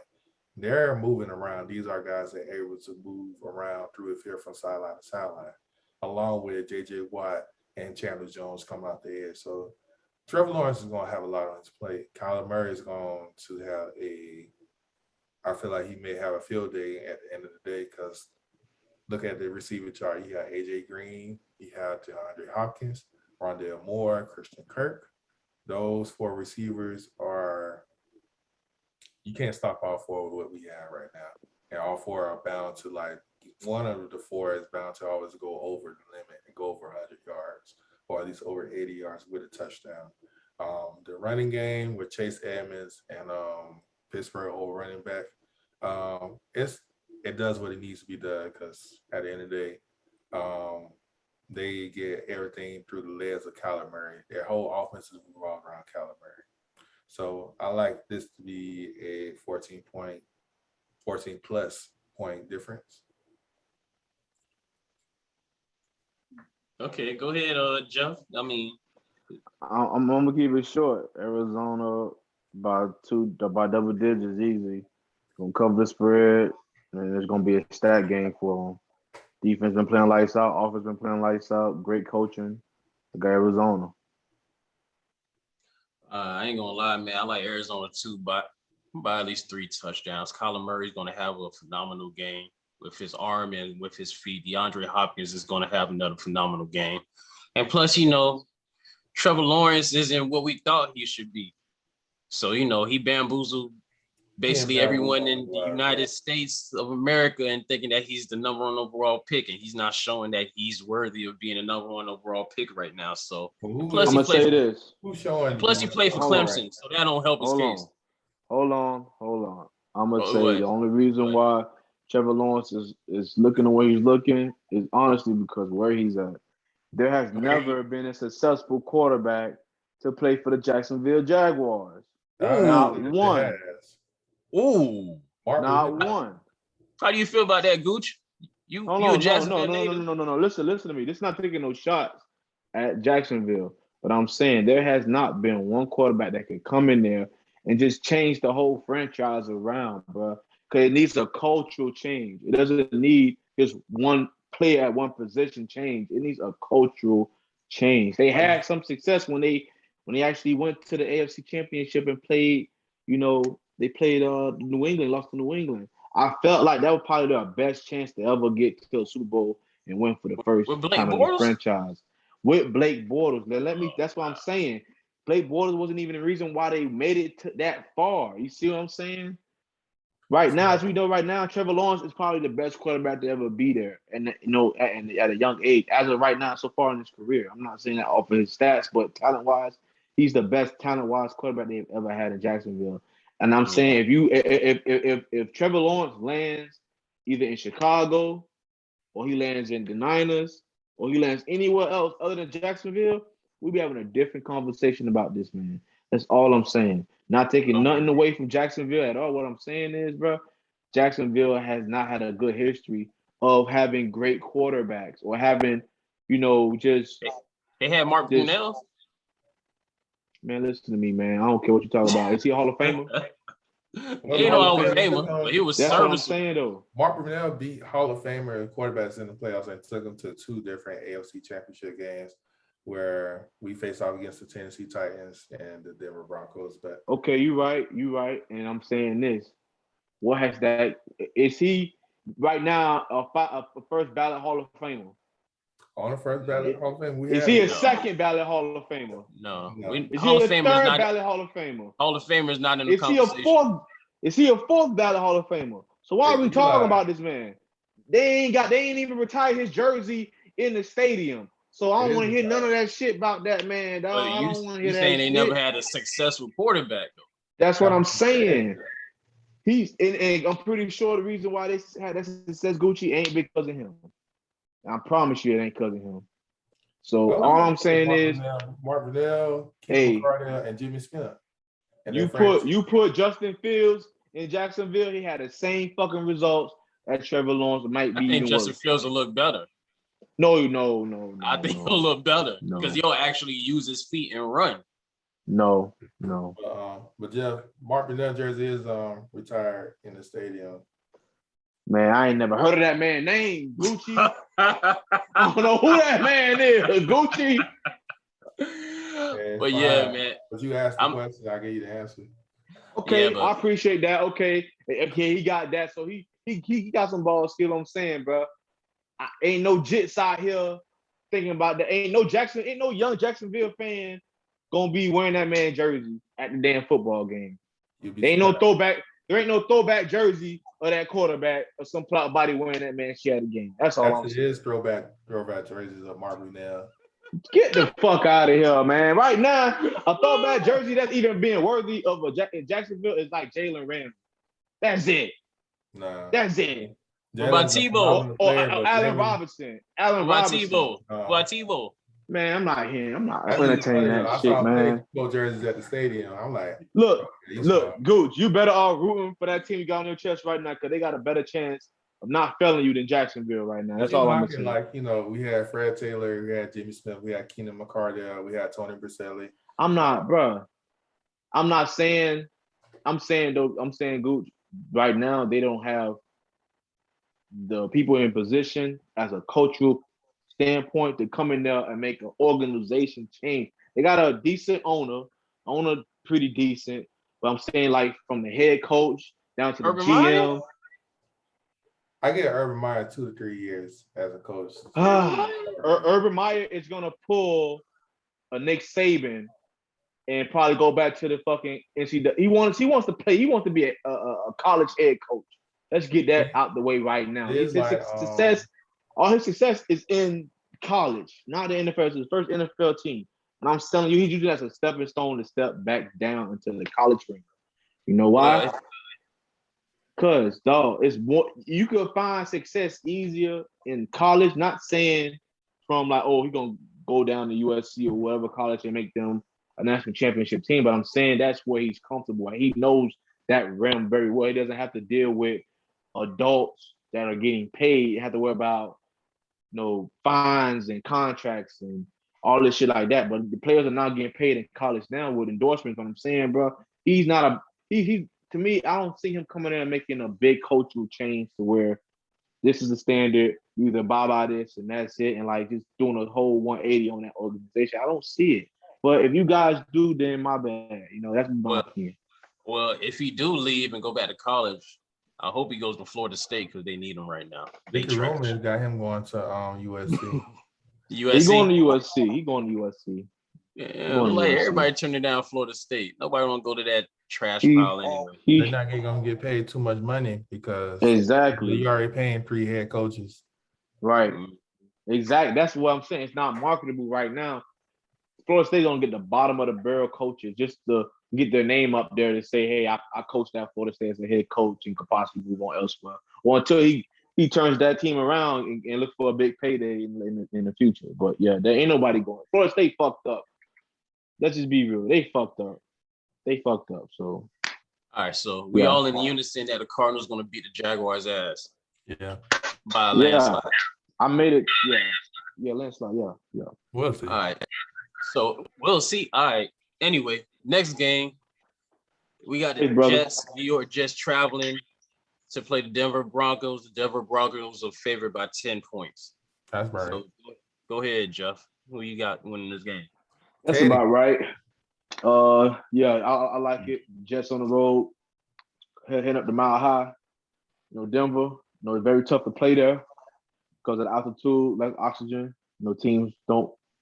They're in game shape, but for some reason they go up there. It's like another level of game shape playing up there, practicing up there. So, they got a good head coach. I like the Jets head coach, man. Actually, I like him pretty well. I saw some things I like that Zach Wilson did week 1, but week 2 he made a lot of rookie mistakes. I think he still has a lot of room to grow. Still got some stuff he needs to learn. I don't see him learning that no time soon, especially not in Denver against that fucking defense. I think he's gonna learn how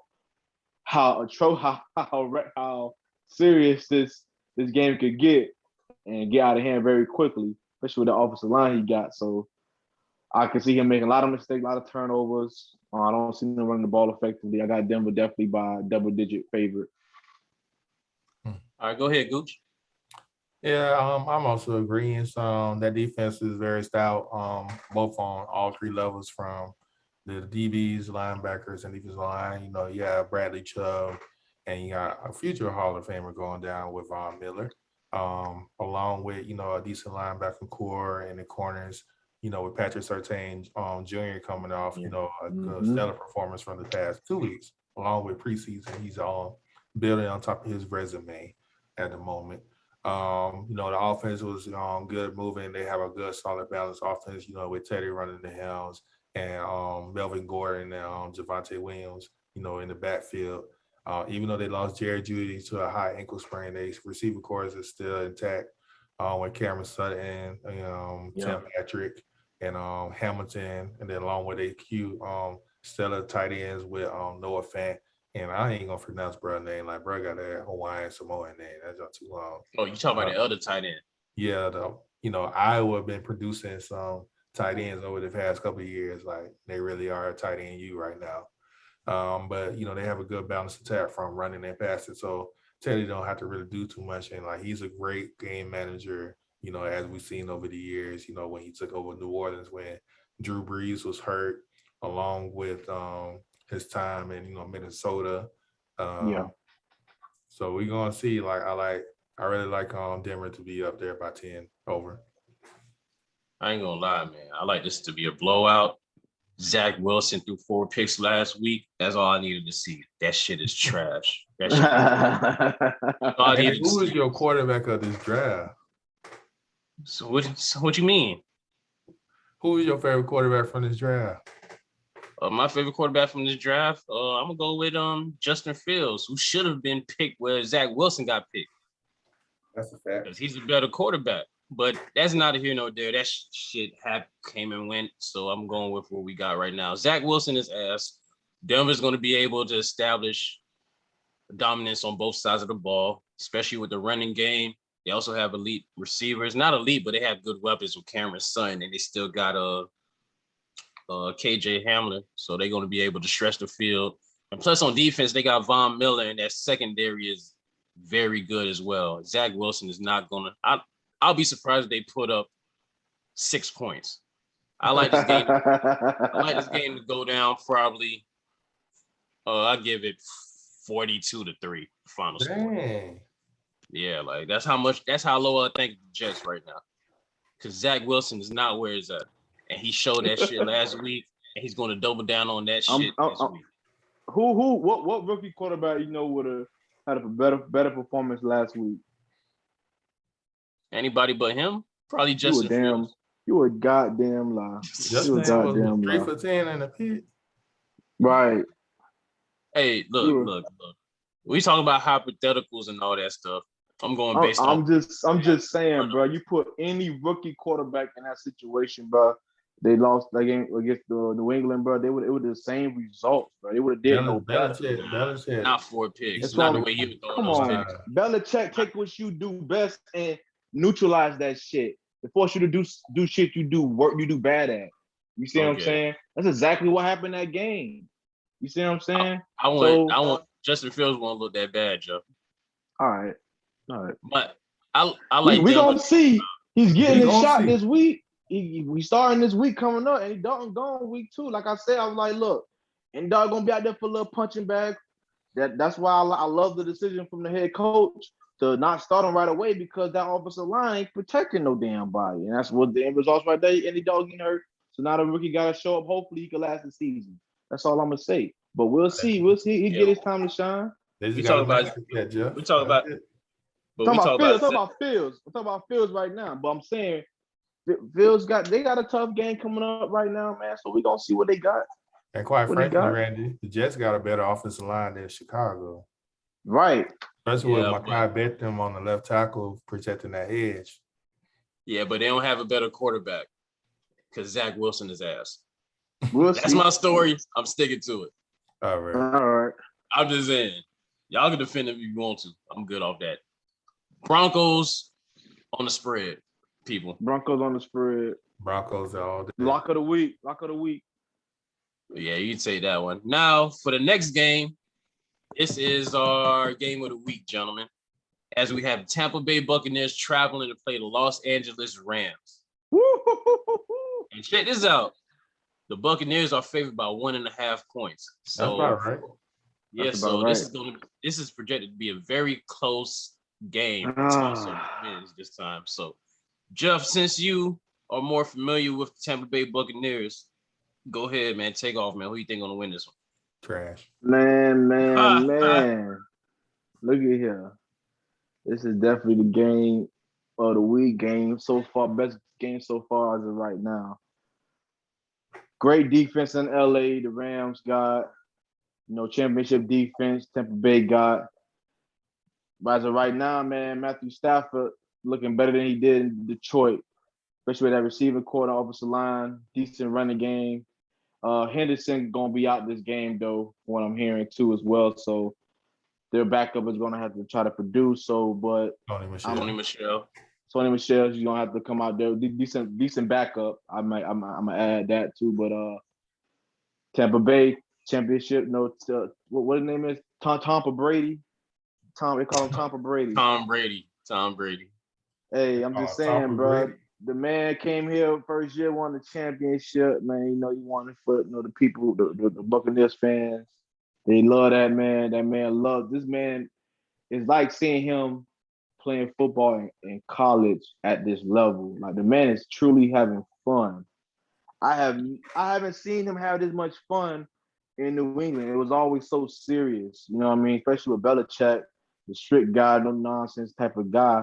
But it made him the quarterback he is today, where he's able to turn that switch on and become the GOAT and turn it off and relax and enjoy the game and enjoy the company of his teammates and embracing the victory. You know what I mean? So, like I see that with this coach, like this coach Bruce Arians is a player's coach. You know what I mean? You could really tell, and he's giving Tampa Brady the ultimate, like, hey, what you want to do? You want to go for it? You want to do this? You want to do that? He give him total control of that offense. I mean, on the opposite corner, they have a great chemistry. They know what they do best, and they know you could know what they're gonna do, and they're still gonna beat you at it. They got all these weapons out there. This is gonna be a very tough matchup. I want to see Ramsey against Antonio Brown.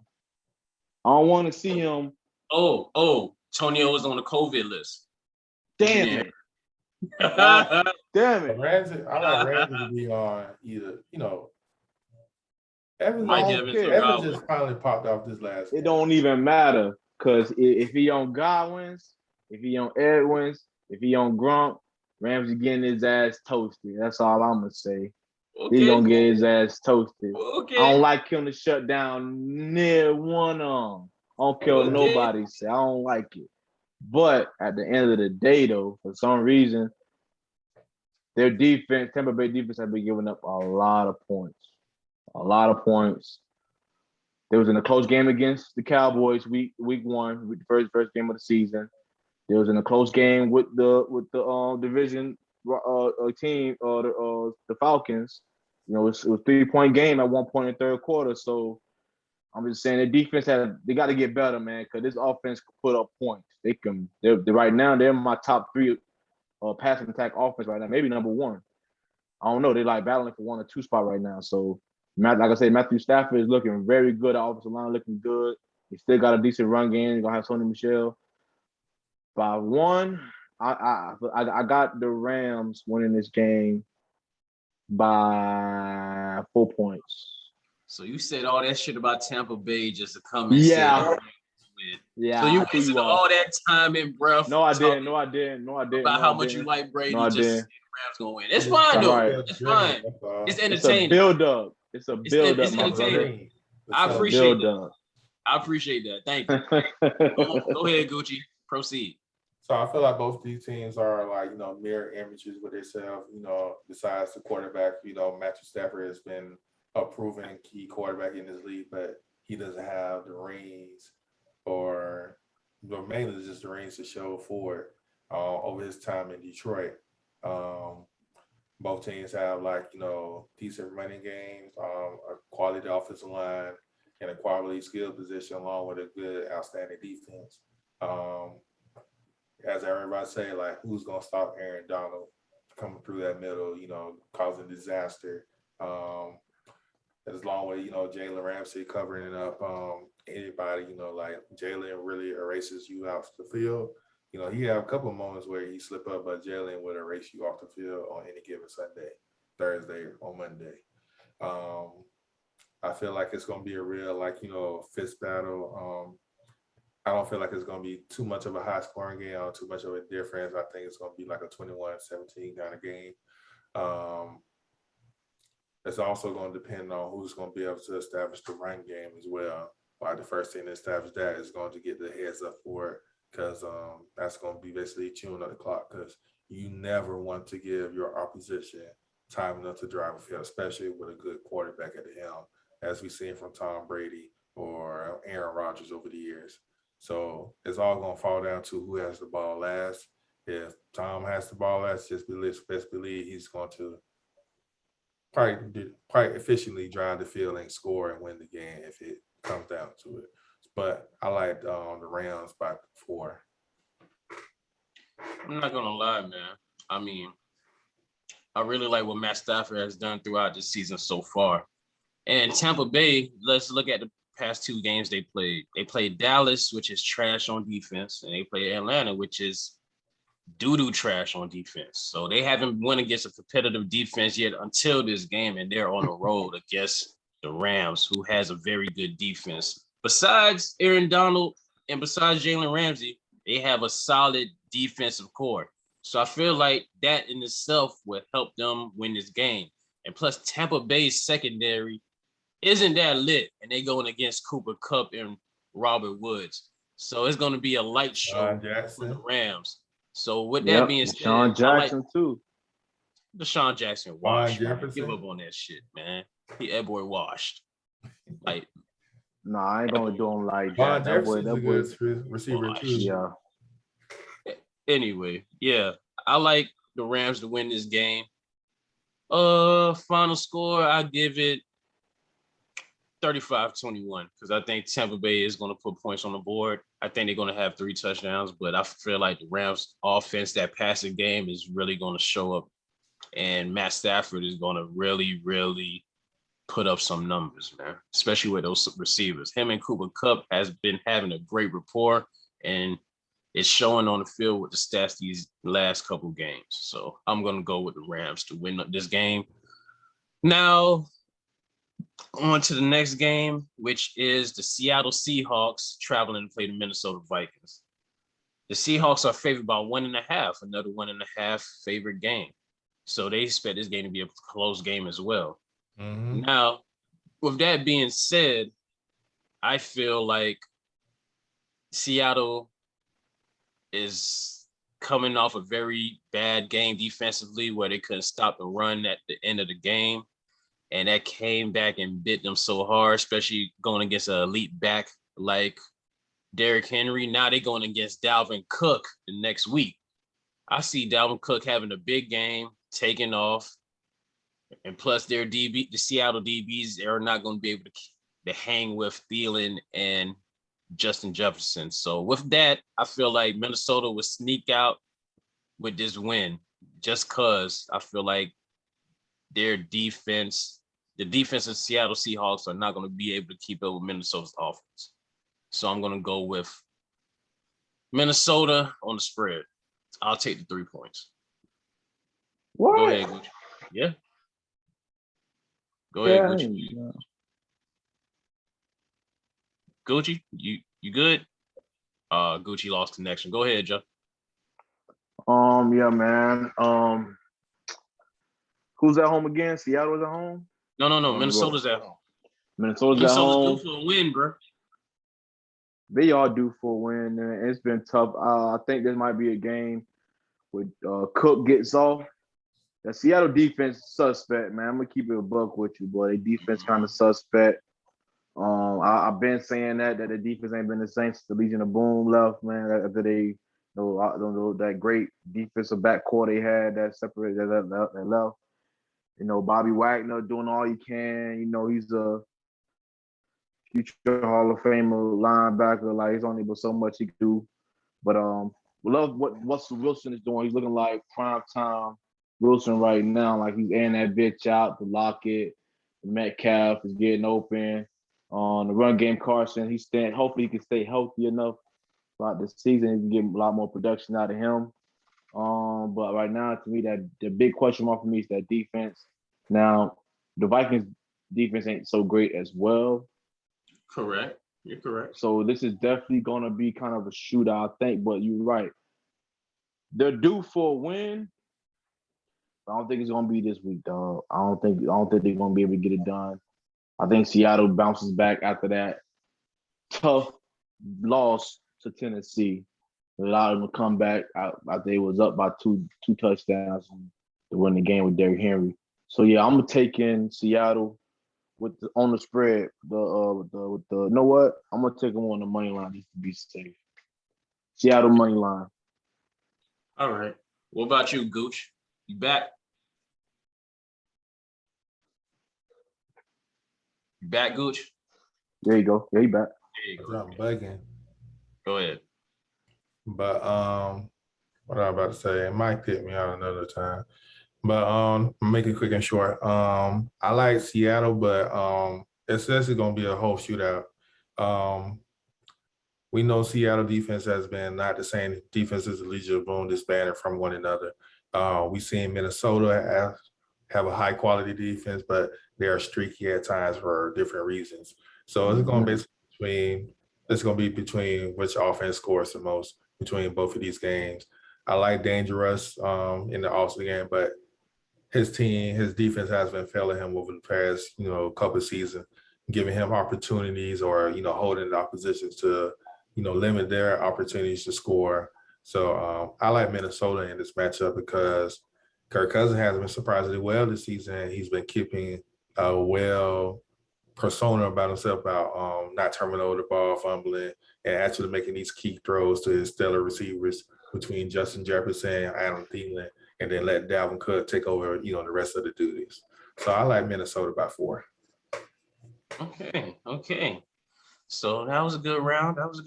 So on to the next game, which is the Sunday night game. We have the Green Bay Packers traveling to play the San Francisco 49ers. The 49ers are favored by 3.5. So with that being said, go ahead, Gucci, take off on this game. Who you like to win? You got the 49ers? Yeah. Green Bay against the 49ers. I like Green Bay. I feel like Green Bay is going to add on to their, momentum coming from this past Monday night game. It just was going, Aaron Rodgers didn't really have too much of an offseason. They had just a lot of drama going on. So, we were thinking we were going to see A-Rod in a different jersey, but, it's time to put up a shutout and he's in the spot. So, as we know, Aaron is always going to be a worker. He's going to work his best to get back to that championship level that he always, be trying to reach for, because last time he won the Super Bowl was 2012, if I'm not mistaken. We're going to see basically the San Francisco defense back healthy again. We missed Nick Bosa last season, so we're going to see how this year 3 comes up for him to bounce back, and help that whole defensive line propel itself to be what it once was when it was in the Super Bowl 2 years ago. But Jimmy G, he's been doing well. He's just been throwing the ball to Deebo Samuels, and as you see, like the running back room is very skimp with the loss of Mostert. So they are trying to provide different ways to get the ball moving and everything on offense. But I feel like it's going to be Green Bay by hands down by 14. Ooh, damn. Damn. Go ahead, Joe. Defense can't stop them all day. So I like the performance Green Bay put on the Detroit Lions, but again, it's the Detroit Lions defense. What you expect? Like we all kind of felt like after that embarrassing loss to the Saints, and Winston putting on 5 TDs on them, that they're gonna have a better performance this week. And of course, Aaron Rodgers and Aaron Jones and Devontae Parker. Devontae Adams. Sorry, my bad. I like what I'm seeing right now from Jimmy Pornstar, man. That boy, he's singing. Hey, Jimmy that man Pornstar living the dream. singing that leather out there, man. That boy doing his thing right now, man. Especially Deebo Samuel looking like a revitalized Deebo Samuel from that Super Bowl run he had. Defense is actually healthy, fully 100% healthy. To me, now the Niners have the better defense in this game, in this matchup. And I feel like they can hold the Green Bay to at least 21 points. By me saying that, I think the Niners are going to outscore the Packers in this game because too many weapons on that offense. I think this is a game we're going to see Kittle really get off on this game. Honestly, this is a game Kittle can have a breakout game because they're going to be so worried about Deebo Samuels and everybody else that Kittle down the scene, Jimmy Pornstar, over the top, easy, all day. Run game hasn't really been a factor, but I think they're going to kind of rely on it a little bit more heavier this game just to give Jimmy some help, kind of use Trey Lance too and some read option plays, kind of get him involved in the game. They're going to bring out the entire offense in this game. This is a statement game for the Niners to prove that they're one of the top teams in the NFC to make that run, that playoff push, because they're already in a tough division. So they're going to kind of prove to the rest of the NFC that they're the team to beat besides Tampa Bay right now. Because we have two good NFC playoff matchup games right now. The Niners in Green Bay and the Rams against the Buccaneers. Those four teams can be potentially playing each other in the postseason. The right to go to the NFC Championship in the Super Bowl or the semifinals and the wild card. So I feel like this is a statement game, both for the Niners and the Rams, and Green Bay to prove that either they're the top dogs in their division or one of the top dogs, the top two dogs in the division. But I like the Niners in this game at home, Green Bay on the road. I think Nick Bosa is gonna probably get to Aaron Rodgers quite a bit. Aaron Rodgers is pretty good running the ball outside the tackles, but I think Bosa's more talented to get to him, get around on those tackles. Yeah, I like what I think I'm gonna go with the Niners head coach as well for a better game plan for Aaron Rodgers.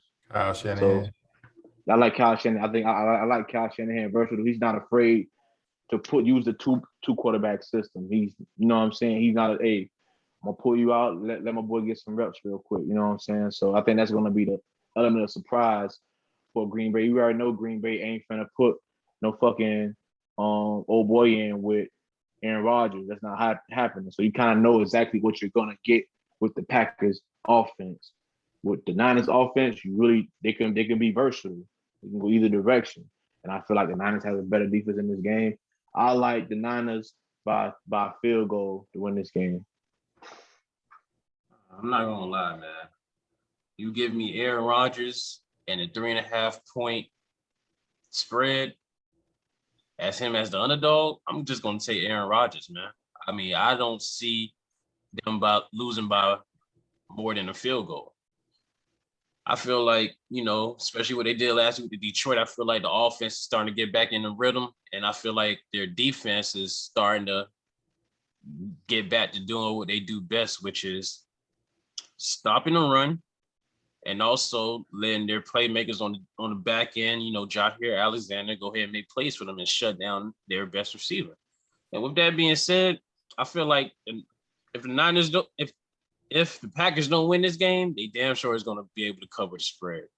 So my bet, I'll take the Packers on the spread. I'll take the 3.5 with the Packers. You give me 3.5 points with Aaron Rodgers, I'm going to take it. And that's just me being me. All right, man. So the last game of the week, the Monday night game, we have the Philadelphia Eagles traveling to play the Dallas Cowboys, and the Cowboys are favored by 4 points. Only 4? Yeah, 4 points. So Gucci, man, go ahead and take off on this one. Okay, so I like 4 points, but it kind of be reasonable. But it's no belief in Philadelphia defense. That defense is not the same defense from that Super Bowl era. Damn. Like Fletcher Cox is the only well-known person on that defensive side. Their cornerbacks, as we've been seeing, they play in Russian roulette with these cornerbacks, trying to find the best duo to help cover. Remember when they had Ronald Darby? I forgot the other dude name, but like both of them were not producing as well as anybody else was. So you got to think about what Dallas has produced as far as like drafting these receivers and trading for receivers with Amari Cooper, CeeDee Lamb. They lost the other receiver. He's hurt for a good while, but they also have Wilson, who's coming into terms to be a good, solid slot receiver for them as well, along with their tight end. Zeke and Pollard has been shown to be a good force, a two-headed snake, if you may, to be producing out of the backfield and catching out of the backfield. Dak is looking very poised. It looks like he didn't miss a beat when he first got hurt the previous season. So we're going to be looking at a good scoring game between. I like Jalen. Jalen has been showing that he's truly trying to be that QB1 for Philadelphia because this is make it or break it year for him. Because if you don't do it, he's out of there. Along with, Miles Sanders, Jalen Rager. We like the Heisman Trophy winner. He's shown to be a good, consistent, like with his route running. He's been showing excellent route running with these young covers. Devontae Smith. Yeah, Devontae. He's shown to be, excelling out there. You used to shake it about him. But he has been showing, to be, learning as he goes. Like, he may not have produced a big game as Chase, but it's coming around the corner. I best believe it's coming around the corner. But, yes, Philadelphia defense and Dallas defense both are not a top par thing, so it's going to be a good matchup. Plus, it's divisional game as well, division rivals. It's going to be a back-and-forth game, so that 4 point does make sense. So I like it to be you say 28-32. Okay. Go ahead, Jeff. Okay, Dallas right now has a nice offense combination. Great quarterback. The company with a lot of great weapons right now. Zeke has been playing phenomenal. Polar's been playing phenomenal. CeeDee Lamb's been playing phenomenal. Mari Cooper. They got weapons everywhere. Offensive line is blocking fairly decent as well. Give them that time in the pocket. It's just their defense is very hurt, man. Their defense is scarred up right now. Very tough win against the Chargers this past week, which I felt like the refs gave them a little baby help, little push over the finish line. With Jerry Jones' pocketbook, but I ain't gonna say nothing else. I honestly feel like the Eagles, right? So right now they have a better defense. They're healthier. They're what the hell? Hold on, sorry, fellas. No, you good. Y'all still can see me? Nah, but go ahead. Now you bad. back. Okay, yeah. So I feel like they have the better defense.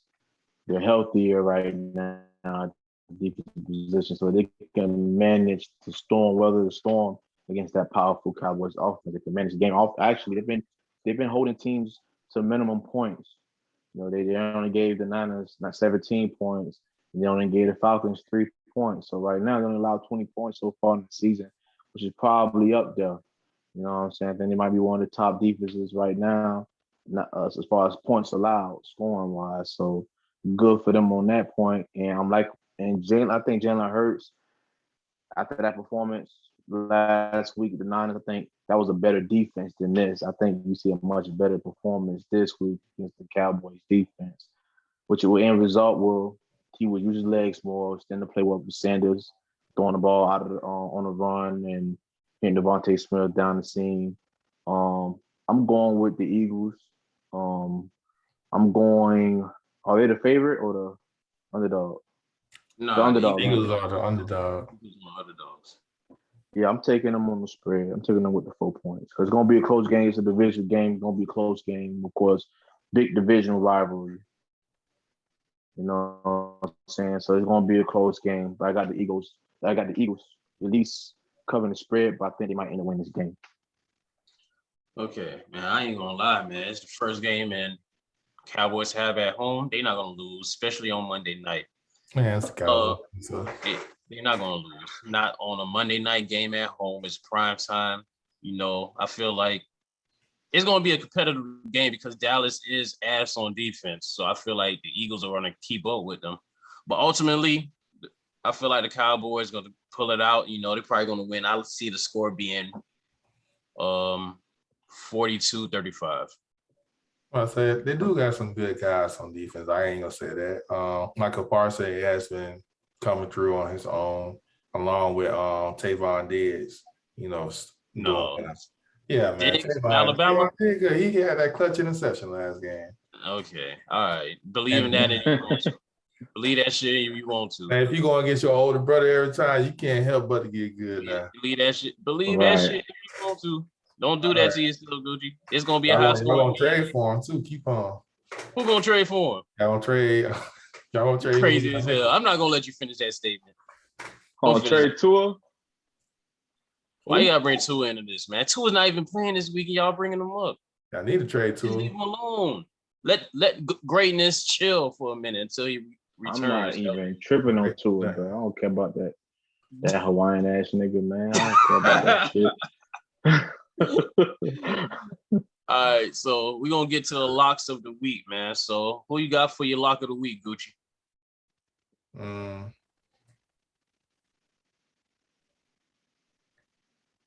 Falcons. Oh gosh. You sure though? Don't embarrass yourself on the podcast. I got Falcons. I'm sticking home team. No. It's your first episode of the season, dog. Don't embarrass yourself, dog. Don't do it. Yourself. Do you want to have a mulligan, bro? Do you want to take that back, dog? No, I got Carolina though. Okay, good. All right. My bad. I can't make you look bad on your first 4 episodes, man. You can't do that type of shit. Falcons win, it's gonna be like I told you so. Yeah, right. but if that happens, we'll get to that point. But don't set yourself up like that. So you like Carolina? Yeah, I like Carolina for this week. All right, go ahead, Jeff. Denver against the Jets, easy win. No better win out there. That's the most guaranteed game out there, player. All right, since y'all want to play it on the safe side, I guess I'll be the only rebel in this group this week. Well, and I'm going with the Rams as my lock this week. Okay. Oh. I'm going with the Rams as my lock this week. It's the first defense Tom Brady is facing this year that has quality, that has playmakers, that actually can stop somebody. So we're gonna see what Tom Brady does this week against an elite defense.